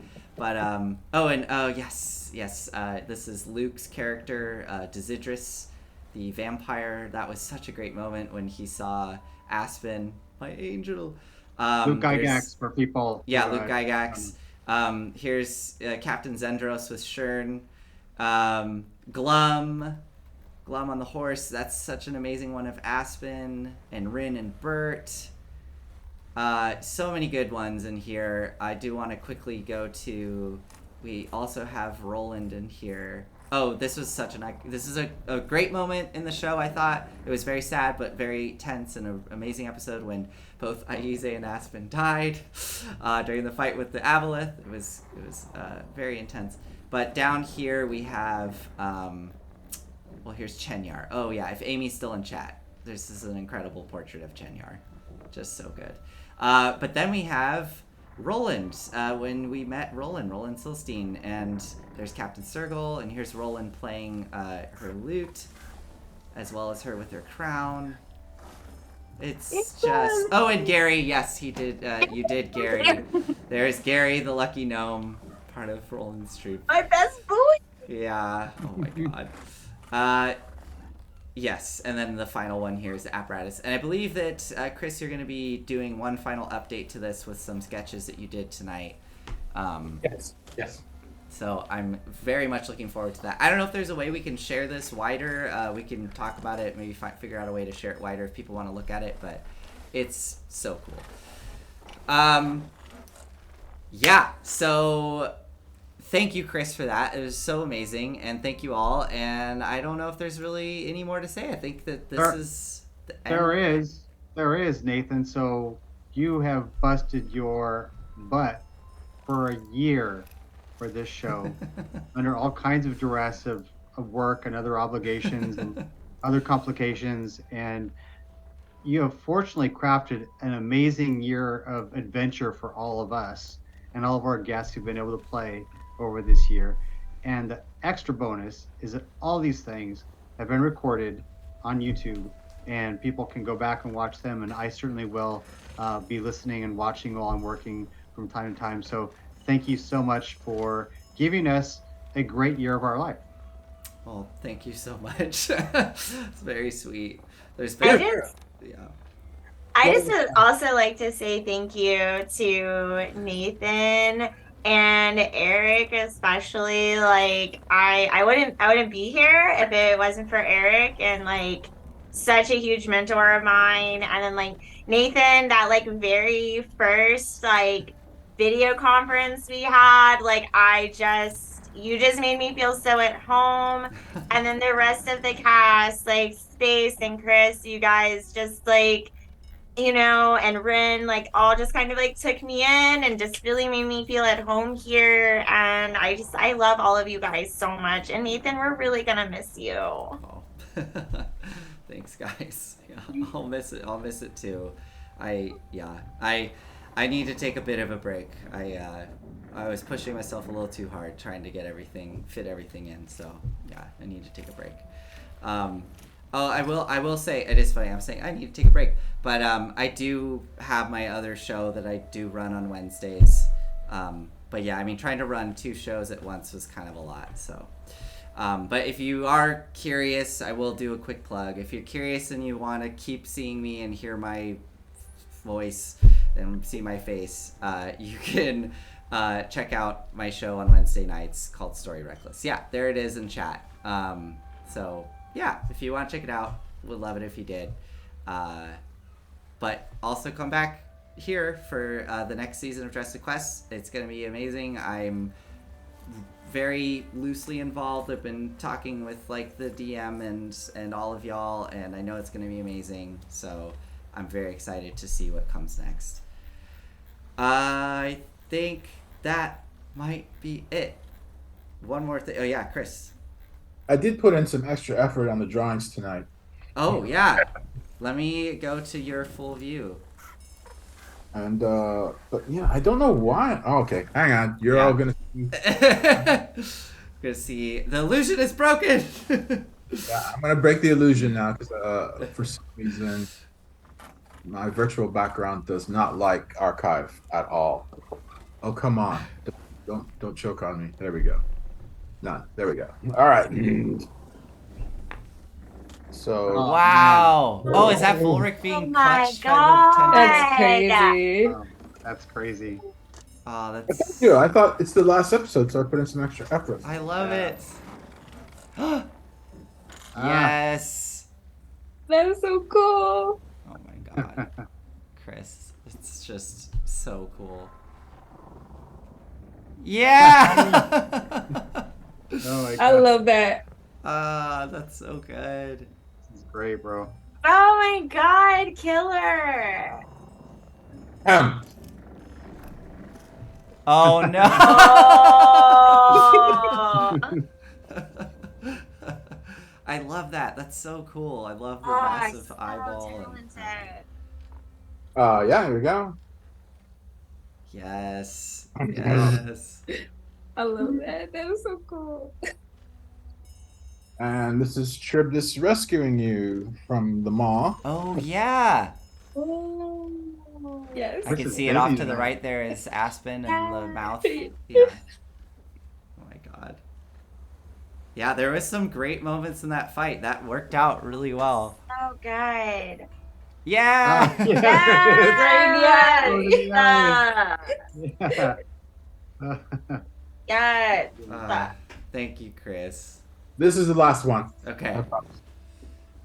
Oh, no. Oh, Oh, wow. you're gonna make me cry for real. So sad. I'm glad this is going to be on our recordings. Yeah, me You too. know, that's all the people said. It's great. I'll scan them in and fold them into the PDF and send it to everyone. Awesome. Thank you. On channel. Anyone who's still here or listens later watching this video, we do have a Facebook group, Dress to Quest. So, admittedly, it doesn't get a lot of action, but you know, this show is going to be going from season to season. So, join now. You get all the updates, and we will always respond to any comments. Yeah, and on YouTube. Yeah. Yes, yeah, definitely subscribe on YouTube Please because do. not everybody can be here during the live show. Well, thank you, everybody. I think this is it.